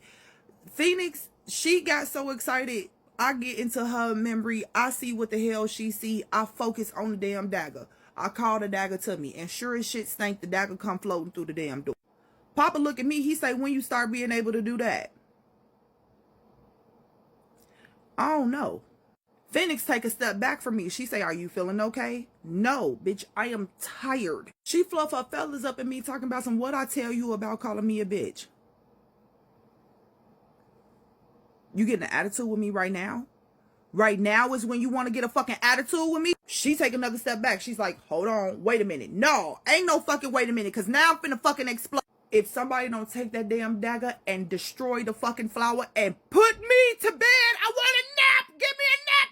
If you don't know me in real life, let me tell you right now, don't fuck with me when I'm sleepy or hungry. Don't do it. I'll become something that I am not. Phoenix is bad, but my attitude is worse. It's a whole lot of power in these things, and when I'm upset, I can't control it. Papa grabbed the dagger out the air. He throw it right into the flower. Just as the dagger touches the barrier of the flower, it stops mid-air. Papa is trying to push the dagger through. It's not going. Anxiety is starting to kick in because now we starting to hear footsteps pounding through this building. Ain't no telling where they fucking coming from because it's 5 doorways in this little area that we. I go to help Papa push the dagger into the damn flower. Miss Evangeline screamed, wait, don't touch. But by then, it was too late. My hand was on the dagger. Fire set off into my body, burning me from the inside out. Fire ripped through my whole entire body, and baby, I am screaming. Go to the next part. Hey y'all, it's your girl Jayla back with another scary story. This scary story actually comes from another creator here on TikTok, and they have video proof of what they found. So I'm gonna put the person's user down below because you guys need to see it. So it's a group of girls, right? They're just enjoying their time, minding their business. They might have been cooking or something like that. And so they go underneath like one of the cabinets that are like closer to the ground, and they open it and they see like a little line like towards the back of it. They decide to start investigating further on what this line could be, right? They open the counter and it's like the whole thing moves. Like, it's hard for me to explain, but the whole thing moves. So they move it and it like twists out, and they see the line, but they see that it has a little latch on it. So it's basically like a little door on the back of the kitchen wall. They open the door and it has steps that lead all the way downstairs. Like, and mind you, this is in their rental. So they've been living here, right? Or at least staying there. So they go down in the steps and they see nothing because it's pitch black, right? So they get their flashlight and they're flashing it around and stuff. And you know how like the flashlights have a beam that could go but so far. The light ends up pointing at something on the ground. At first they're scoping it out, but they can't really make out what it is. So they go down the steps to get closer to whatever it is. And honestly, I don't know what the fuck it was, but to me, it looked like something or somebody with a cloth over them, but like just laying down on the ground. I don't know what it possibly could be because after this part of the video, they all run upstairs and they're just like, fuck no. But I'm going to put the user's account down below so y'all can go see that video. I'm going to do a little bit more research, see if they posted like an update or whatever. And if I do find an update, I'm going to come back to y'all with an update. You can't make this stuff up. Might have known the story of real life boogeyman. One morning in the winter of 1856, a 27-year-old explorer named Dr. Edward Fogel sat down for breakfast at the home where he was staying in the city of Abashir, which was in a kingdom called Wadai in Central Africa. Edward poured himself a cup of milk, and then, even though the table was full of warm breads and cakes and porridge, Edward called a servant over and asked her to get him a plate of boiled eggs. But the servant just apologized and said, "I'm sorry, but we don't have any eggs this morning. We're all out." Edward was disappointed, but, he thanked the servant anyways. So Edward was visiting Africa from Germany on a map-making expedition, and he'd been there for the past 2 weeks. And so far, all the local food really upset his stomach, except for eggs. So for literally every single meal, the only thing he ate was eggs. And now, because they were out of eggs, despite there being all this other food to choose from, he knew he couldn't eat it without getting sick, and so he would just have to go hungry. But outside of the food, overall, Edward thought the city of Abashir was, it was okay. He had gotten to meet the king, who had arranged for him to stay here in this very nice home that was owned by a noble family. And the area itself was extremely beautiful. And Edward was actually going to be the very first European to successfully make a map of it, which meant that he'd be essentially creating history. But Edward just really was not getting along with the locals. They just seemed kind of overall pretty suspicious of him. And, Edward couldn't believe it, but, they didn't seem to care at all that he was this famous map maker who had come all the way there from Germany to literally put their kind of insignificant city onto the map of the whole world. Like, why didn't they appreciate that? He couldn't believe it. And now, adding insult to injury, Edward also couldn't even eat any breakfast. And so feeling pretty annoyed, despite all the effort clearly people had made to feed him that morning, Edward stood up from the table and he left to go spend the day exploring. He walked into the front courtyard, where another servant was waiting with Edward's horse. Edward spent most of his days in the city just kind of riding around and drawing maps of streets and alleyways. But today, this servant warned Edward that he really ought to stay inside, because it was not safe for him to go out into the city.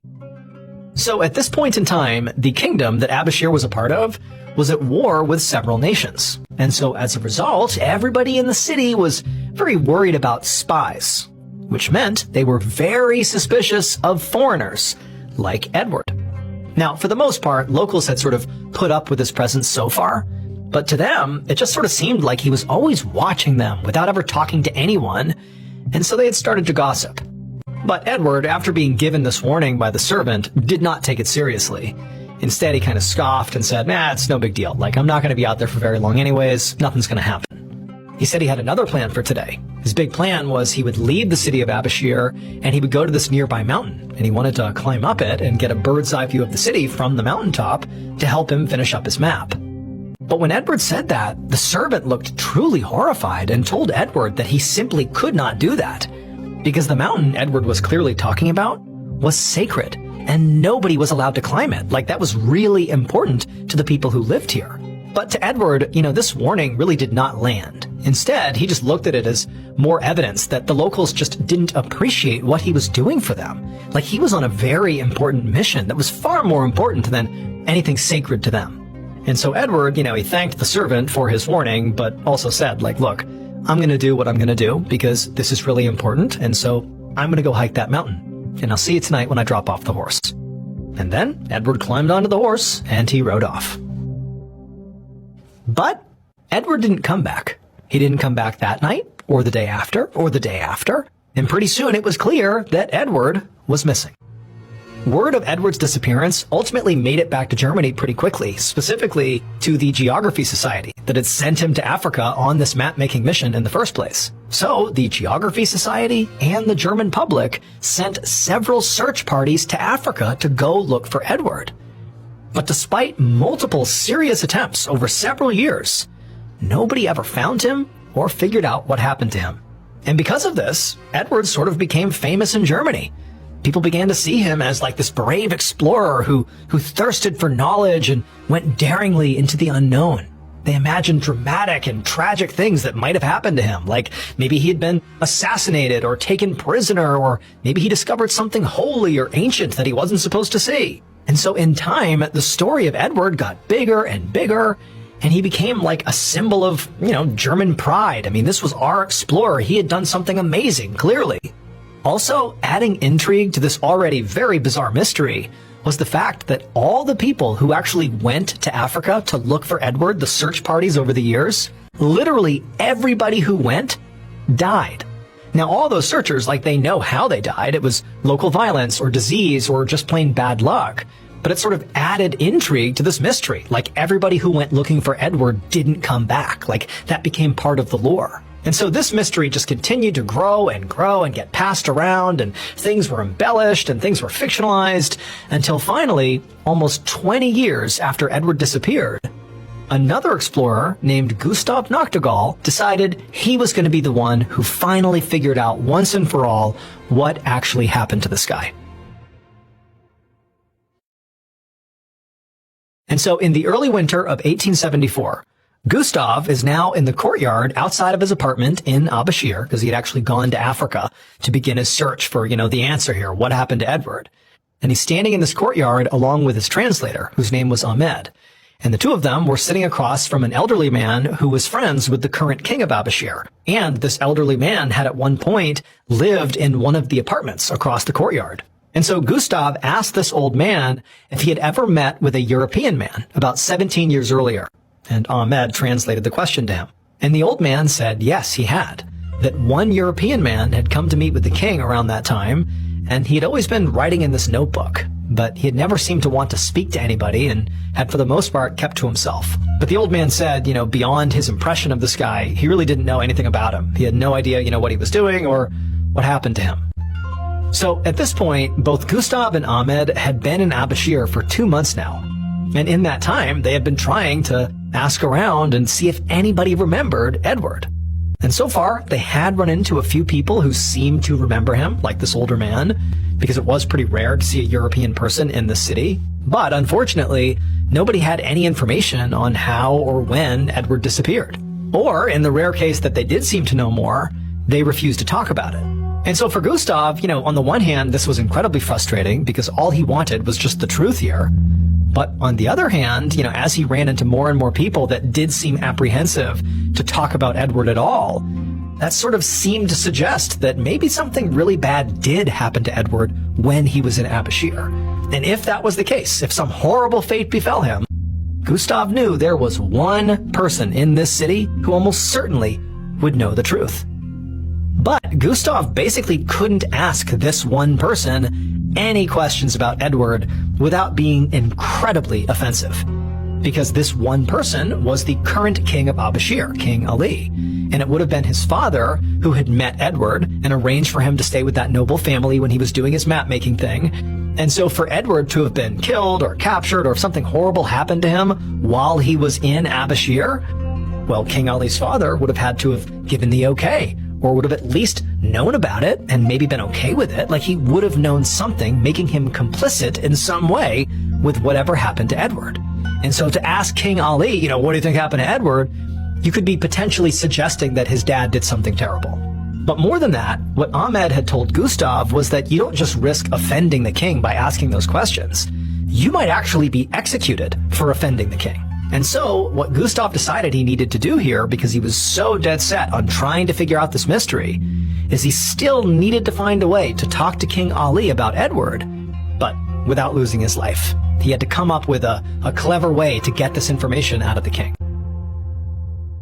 A few weeks later, and Gustav and Ahmed had still not yet come up with a clever way to speak to the king yet. Like they didn't have a way to approach the subject without horribly offending the king.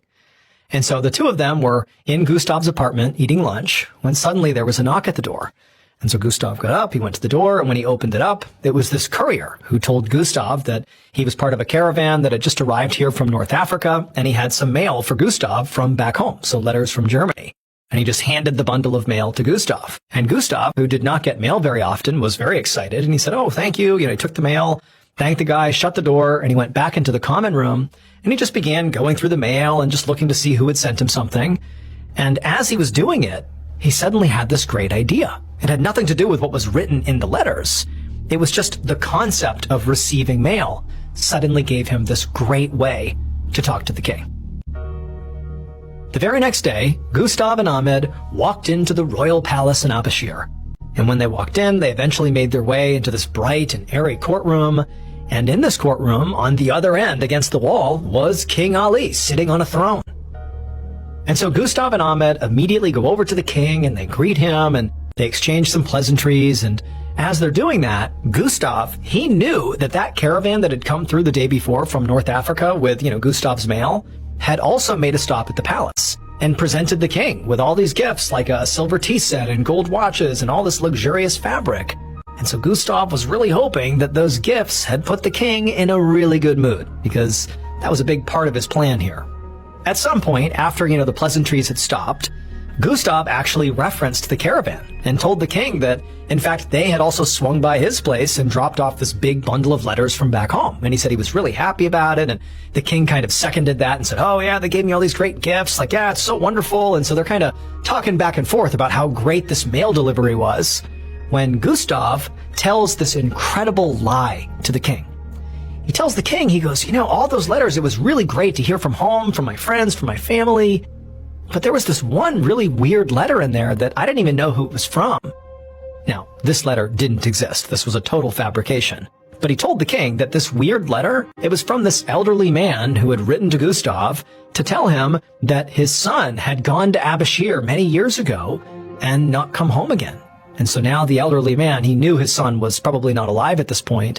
But in this letter to Gustav, this fictional letter to Gustav, he told Gustav that his son had done a lot of writing in notebooks, and he was hopeful that maybe someone in Abashir had these notebooks, and could Gustav get the notebooks and return them to the old man to give him some comfort about, what his son had been doing and saying and thinking before he disappeared. As soon as Gustav said this, he could actually feel the mood in the throne room shift, and he could tell that King Ali was very much on edge about what Gustav might say next. But Gustav had planned for this, and he told the king that, just so you know, all throughout Europe, people think of you as a wise and just king. And so if by chance you have these notebooks and you were to give them to me so I can give them to this elderly man in his old age so he can have some comfort before he dies, if you would do that, the people of Europe would love you even more for that simple act of kindness. Then Gustav went quiet, and there was really intense silence in the throne room. But then the king just kind of sat back in his throne, and he smiled at Gustav. And as soon as Gustav saw that smile on the king's face, he decided he's just got to do it. And he said to the king, "The son's name is Dr. Edward Fogel." And then after that, Gustav just went silent, because he knew at this point, if the king thought he was lying, he could easily be executed right now. But King Ali just kept on smiling at Gustav and just said, "You know what? I'll think about it." Gustav quickly thanked the king and hurried out of the throne room, and then he went back to his apartment and spent the entire night just pacing around his room, wondering what was going to happen. Part of Gustav was optimistic that maybe the king would come through here and hand over these notebooks if he really did have them. But the other part of Gustav, the more realistic side, is maybe what he had just done is effectively signed his own death warrant, and that soon he'd become one of the many travelers who came to Abashir and never went home. A few days later, a very nervous Gustav followed a palace guard back into the throne room. And when he got in there, he immediately saw King Ali sitting on his throne. And Gustav really couldn't read his expression, so he didn't know if the king was mad at him, if he was going to be conciliatory, if he was going to help him. He had no idea. And so Gustav just walked into the room and kind of held his breath. King Ali broke the silence, and when he did, it was clear he was not angry. He was just kind of even keel. And he told Gustav that after their conversation, he had gone and spoken to the noble family that Edward had stayed with when he was here. But they told him they couldn't find any of Dr. Edward's writings, and so they had either been thrown away or lost. And so unfortunately, there was nothing to send back to Edward's elderly father. Now, Gustav did not believe this, because at this time, paper was very scarce. So there was no way they would have been throwing it away or destroying it. I mean, paper was pretty valuable. But he couldn't say that to the king, so he just swallowed his disappointment and thanked the king for asking about the notebooks, and then Gustav hoped that at this point he'd be allowed to leave. But one of the guards put their hand on Gustav's shoulder and said he needed to follow him. And at this point, Gustav's stomach dropped because he assumed he was about to go be punished for asking about Edward in the first place. And so Gustav's hands were shaking and his heart was racing as he followed the guard out of the palace and out into the courtyard, where there were some horses tied up and waiting for them. Gustav felt nauseous as he followed the guard through the city streets, and he wondered if he should just try to make a break for it and try to escape. But he looked down different streets and alleys and realized that would be totally useless because the palace guards would find him, so there was nowhere for him to go. And so Gustav had no choice but to just keep on following this guard. And so through the city they went, and then eventually they got to the city gates, and Gustav was horrified as they left the city and just began riding out into the wilderness over towards this huge mountain in the distance. And as they're making their way towards this mountain, all Gustav is thinking is, at any moment here, they're going to just dump me here to die, or they're going to ambush me, or something bad's going to happen to me. At some point, the guard led Gustav all the way to the foot of that mountain. And there, the guard abruptly stopped and climbed off his horse and just turned around and faced Gustav. And he says, "I'm going to tell you exactly what happened to Edward." And Gustav was kind of shocked by this. He really didn't know what was going to happen here. Again, he doesn't even know if he's in danger at this point.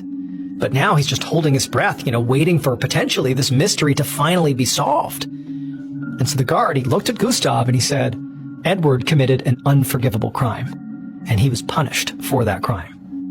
Now, at this point, Gustav was shocked because Edward was like this very well-traveled and highly respected guy, and it didn't make sense that he would commit any crime, let alone an unforgivable one that apparently cost him his life. And so Gustav kind of blurted out, like, what crime? What did he do? The guard explained that from day one, Edward had made lots of enemies in Abashir. He basically spent his days riding all around the city and staring at everybody and writing in his notebooks, but never talking to anybody. And so people began to gossip that maybe he was a spy. And then also the guard said Edward had climbed their sacred mountain, despite being told not to, the mountain that was literally right behind them. And then also the guard said Edward was just totally unpleasant and just kind of a snobby person that nobody liked. But the guard said, none of that is actually what caused Edward to be punished. Edward's unforgivable crime, the one that caused his downfall, was his insatiable hunger for eggs. At every single meal, he refused all the food his noble host prepared for him and demanded eggs. In Abashir, eggs were quite rare and considered a precious gift, and Edward demanded them every single meal, and he ate all of that noble family's eggs. And so eventually the nobles, they could not stand Edward's disrespect, and so they went to the king. And the king, who agreed this was just awful what Edward had done, decided the only appropriate punishment was to take Edward and drag him out to the base of that sacred mountain and literally beat him to death. Dr. Edward Vogel, the proud symbol of Germany's exploring spirit, was executed because he ate an offensive number of eggs. Gustav was unharmed. He, unlike Edward, had actually bothered to learn the local customs and was highly respectful, and so he was allowed to leave the city, even after being told what happened to Edward. And he would become the first European ever to leave Abashir alive. As for Edward's notebooks and maps, they were never found. Another scary story for the Fright Night Files, and this one kind of freaks me out. Kevin said he was 10, his great aunt had passed away. He didn't really care, which he said was harsh, but he never knew her, so no big deal to him. But he had to go to the funeral. It was in this small town. They had to drive forever. He doesn't remember exactly where it was at. His parents had passed on. Anyway, to get there, it's this little bitty town. He said there was nothing in the town but the funeral home pretty much, and that was it. So he goes in, he's listening to all of the family talk, and he's just kind of standing there kicking at the carpet, bored out of his mind, but he's the only kid there. So he thought. Then this other little boy shows up. He said he was about the same age as him, maybe a year older, and said, "Hey, do you want to come upstairs? I have my video games upstairs. We can go upstairs and play." Kevin said he didn't think twice about it because he was bored out of his mind. So he went with the little boy. They went upstairs. Now, the funeral home was the funeral stuff, I guess, was in the basement. The funeral home was in the main area, and then the family lived upstairs. So he goes upstairs. They go into the little boy's room. They're playing video games. He's up there for a while, he said. He'd been up there in the room for about 30 minutes playing games, and they were kind of taking turns when he tells him, hey, I'm going to go to the kitchen real quick. I'll be right back. Kevin's cool. He hands him the controller, so he just continues playing. That's when an adult comes in the room, a guy he'd never seen before. The guy just stands there and stares at Kevin. Well, he said it felt like forever of them just staring back and forth, and the guy says, "What are you doing in here?" Kevin tells him what just happened, that the kid brought him up here and everything, and the adult just says, "Come with me, we have to go find your mom and dad." So he pauses the game, He goes back with the guy. They go downstairs. He figures like the other kid's already down there or something, and that's why he's getting in trouble. He doesn't know. The guy takes him to his parents. Then they ended up leaving or whatever. They're in the car, and his mom is furious. She turns back and she's like, why would you go up to that room? Why would you go upstairs in a house you've never been in? Like, why would you go up there? He tells her, like, I only went because the kid invited me. And she's like yelling, like, stop lying. Why are you lying? You know, today's stressful enough. Why are you doing this to us? Kevin tells his mom, I don't know why you're upset. The little boy invited me up there. Was I not supposed to play his game or something? Like, I don't know. I'm sorry. I was bored. And that's when she said that little boy died 7 years ago. His family had kept his room like completely the same after he passed away, and they had no other children, so there's no way any little boy invited you up there. Kevin just looks at his mom. He's like, I promise you, I promise, like, I don't know what to tell you. A kid invited me up there. To this day, he still has no idea how he got asked by some little kid that had passed away like 7 years earlier up to play video games, but he said it happened. Have you ever had anything like this happen to you? On the evening of December 12th, 1966, a 44-year-old man named Jose Lorente knocked on the front door of an apartment in the Bronx, which is a neighborhood in New York City. The door opened up just a crack, and Jose saw this woman inside who was eyeing him kind of reluctantly. And then when she saw, who he was and what he was carrying, she kind of, opened the door just wide enough that Jose, and also the large bag he was carrying, could fit and come inside. Once Jose was inside, the woman immediately shut and bolted the door shut behind him. Then she led Jose into the living room, where her son, a 24-year-old man named Ivan Barbosa, was already sitting on the couch. Ivan looked like a guy who had not slept in weeks. And Jose, based on the story he had been told, could understand why. So Jose had a day job as a tailor, but he also had a second and much more unique job. He was a self-proclaimed psychic medium, and he conducted spiritual cleansings for people who believed they were being haunted, like Ivan. But Jose did not actually believe in ghosts. He was firmly a skeptic. Now, he marketed himself as a psychic medium, but he knew that the cleansings that he performed were not really supernatural. They were psychological. In his experience, if somebody believed they were being haunted, they were actually just suffering from something more mundane, like depression or grief or loneliness. And so when Jose would perform his cleansing ceremonies for these people, like he was about to do for Ivan, he would go in and act very convincing, like he believed what he was doing was truly supernatural. But what he knew he was actually doing was just kind of giving these people a placebo pill. He saw that after these ceremonies, the haunted people, they would feel much better. They believed that the haunting was gone, that they were free now. And in many cases, they would get much better. And so Jose, he knew he was misleading these people, but he felt like, the ends justified the means. And so on this day, Jose was here at this apartment to do one of these ceremonies for Ivan, because Ivan's mother had called Jose earlier that day and said that, Ivan was being haunted by the ghost of this old woman, and he wasn't sleeping, and he was a wreck, and they just really needed his help, and they had heard Jose was somebody who could help. So Jose sat down across from Ivan and just did what he always did. He spoke to Ivan and said, okay, tell me about the haunting. Ivan seemed really, really nervous. But once he sort of calmed down enough to talk, he sort of stammered out that there was this ghost, this old woman who would appear in his room basically every night. And she had been for months. But he said, this woman's expression, it seemed like every night she would get angrier and angrier. And it was just horrifying to the point where Ivan, he was terrified to go to his room to sleep at night. And so basically he wasn't sleeping. He was just like terrified all the time of this ghost. Jose nodded along very sympathetically, even though, secretly he did not believe Ivan was literally being haunted. But what he did believe is that Ivan did believe he was being haunted. And that's what mattered. I mean, that's really what he was here to fix. So eventually, after Ivan was done talking, Jose told him that he knew exactly how to help him. He explained that they were going to perform a seance so they could contact this old woman's spirit and basically ask her to leave Ivan alone. Ivan looked very doubtful, but Jose reassured him that he had done this many times before and usually this works. And so Ivan ultimately said, okay, let's do it. So Jose reached over and he opened up his large bag he had brought and he began taking out the supplies that he had brought along for this seance. The first thing he did is he pulled out these big black sheets and he put them over the TV and the radio. Because in his experience, this was a good sort of overt way to symbolically shut out the outside world. And then after that, he placed a bunch of small candles in a big circle basically around the living room. And in the center of the circle, in the middle of the living room, was a coffee table. And he placed this really old-looking Bible on the coffee table. And then he also put some incense on the table next to the Bible. And then he lit all the candles in the room, and he lit the incense. Finally, Jose shut all the blinds in the apartment to make sure the room was as dark as possible. And then he asked Ivan and his mother to come over and sit within the circle of candles, basically on the floor in the middle of the living room, right near the coffee table. And so once all of them were sitting down, basically in a mini circle of their own, Jose began by grabbing that old Bible and reading a prayer out of it. And then afterwards, he closed the Bible, put it back on the table, and then he told Ivan and also Ivan's mom to go ahead and hold hands. All three of them were going to hold hands. And then once they were holding hands, Jose took a deep breath and told them all to close their eyes. And then once they had, he did what he always did at these seances. He spoke in a very calm, clear voice and asked any spirits in the room to please give a sign that they could hear him.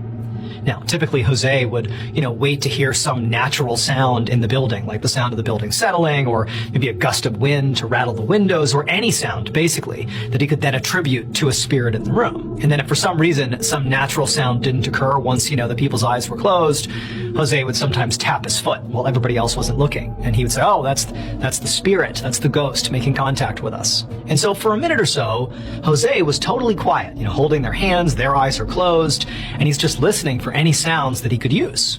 And when none came, he was about to tap his foot and sort of initiate the seance that way. But then something happened that Jose had never experienced before. It felt like his entire body suddenly got shocked by like an electric current. His body went rigid and he couldn't move, and then his vision just went completely black. Then there was like this series of bright, confusing images that flashed through his mind. He saw a cup of hot chocolate rattling on a table. He saw a bedsheet being torn by these dirty hands. He saw an open eye, a screaming mouth, a flash of red, then silver, then red again. The images cycled over and over in his mind so quickly they kind of became a blur. And suddenly Jose felt himself open his mouth and he wanted to scream out for help. But instead he heard himself speak. But the voice that came out was not his own. It was like this high-pitched, gravelly shriek that almost seemed like it was coming through Jose from another world.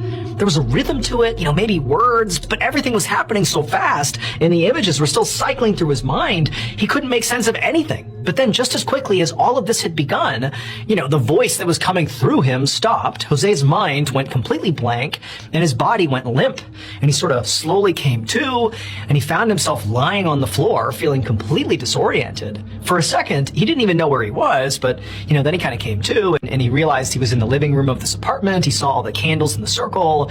He remembered he had come here to do the seance, but clearly something had gone wrong. And now also he found his body was sore and his throat felt raw. Like, what just happened? He didn't even know. Now, as Jose is sort of coming to and realizing, like, okay, I'm back to reality, the first thought he had as he processed whatever that was that he must have had some kind of seizure and that he now very likely needed medical attention. But as he began to look around the room and really take stock of his surroundings, he noticed three things. 1, the front door of the apartment was wide open.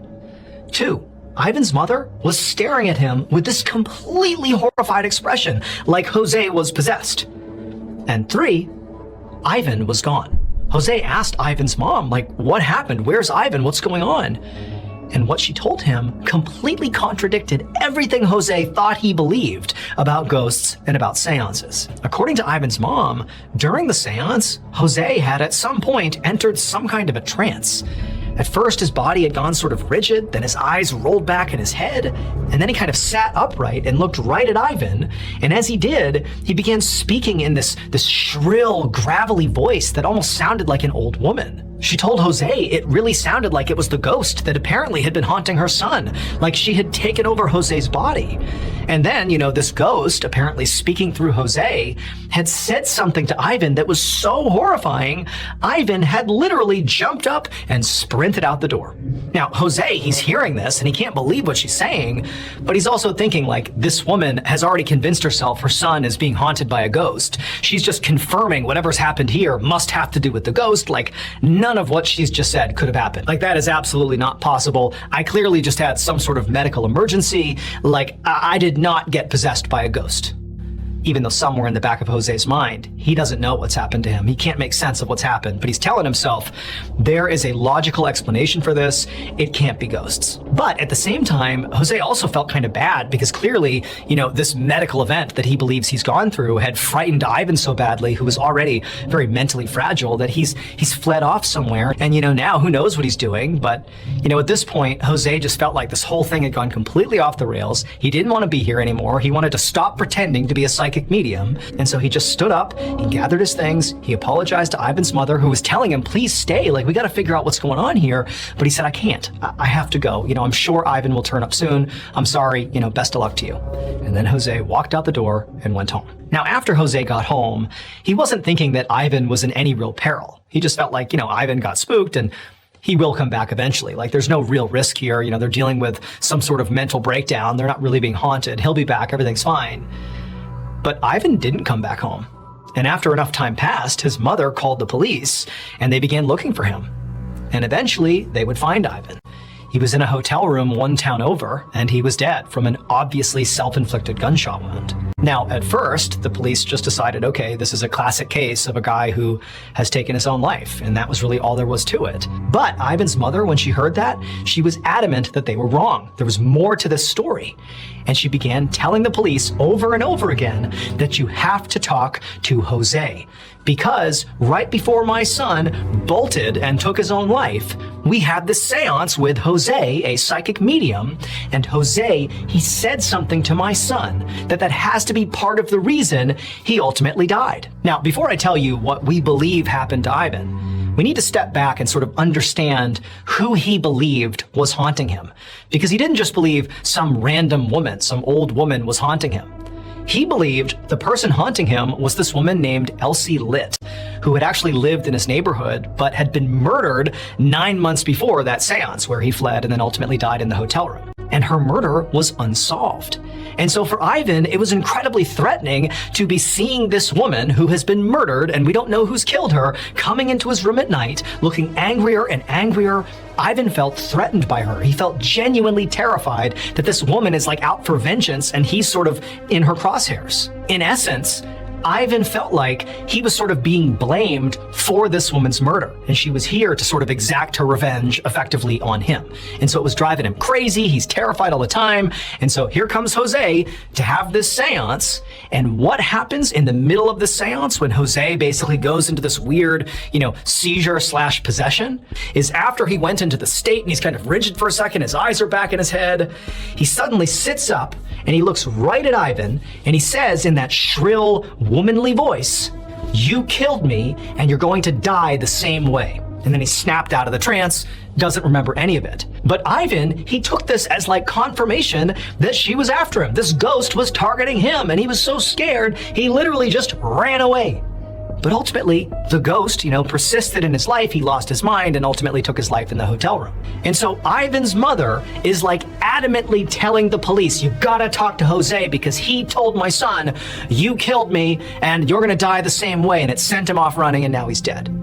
And so the police, they're like, okay, I don't believe any of this. I don't believe that this seance was actually supernatural. I don't know what's going on here, but none of this makes any sense. However, Ivan's mother was so persistent that they would finally go and talk to Jose. And when police spoke to Jose and they asked him about the seance, he was like, oh my goodness, yeah, I did the seance. I don't believe in any of this stuff. And I don't know what happened. I think I had a seizure or something. I didn't even know what I was saying. I don't remember any of it. All I know is that, during the time that presumably I was possessed, I was just seeing these weird visions. That's really all I remember. And so the police asked him well, what visions did you see? Humor us. And so Jose, he began to think about what he saw. He actually remembered really specifically a few images that stood out to him the most. And he said, I saw this torn bed sheet that was being manipulated with these dirty hands. I saw a silver sliver, like a knife or something. And I saw a cup of hot chocolate kind of rattling on a table.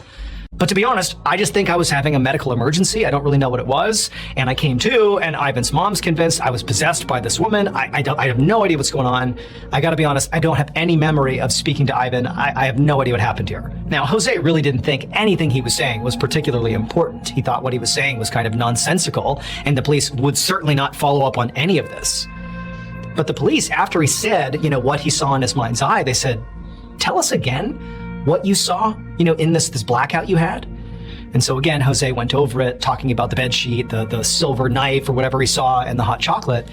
And the police were astonished because it would turn out Elsie Litt, who had been murdered 9 months earlier, she had been strangled by a dirty bedsheet that had been wrapped around her neck. There had been a cup of hot chocolate on the bedside table where she was found, and she had been stabbed repeatedly with a silver knife. Those details were not public. Nobody knew those details, and Jose certainly had no reason to know those details, but here he is, potentially being possessed by the ghost of Elsie Litt, seeing images effectively of the crime scene. It was just too much. And so the police ultimately, based on the hallucinations that Jose had during the seance, did some digging into Ivan to see if maybe there's a reason Ivan's being targeted by this ghost. And it would turn out Ivan was the killer. He murdered Elsie Litt. And apparently her ghost came back to serve him justice. Police would officially close the Elsie murder investigation and would name Ivan as her killer. As for Jose, he could never explain what actually happened during that seance. But because of his experience, he never dabbled in the spirit world again.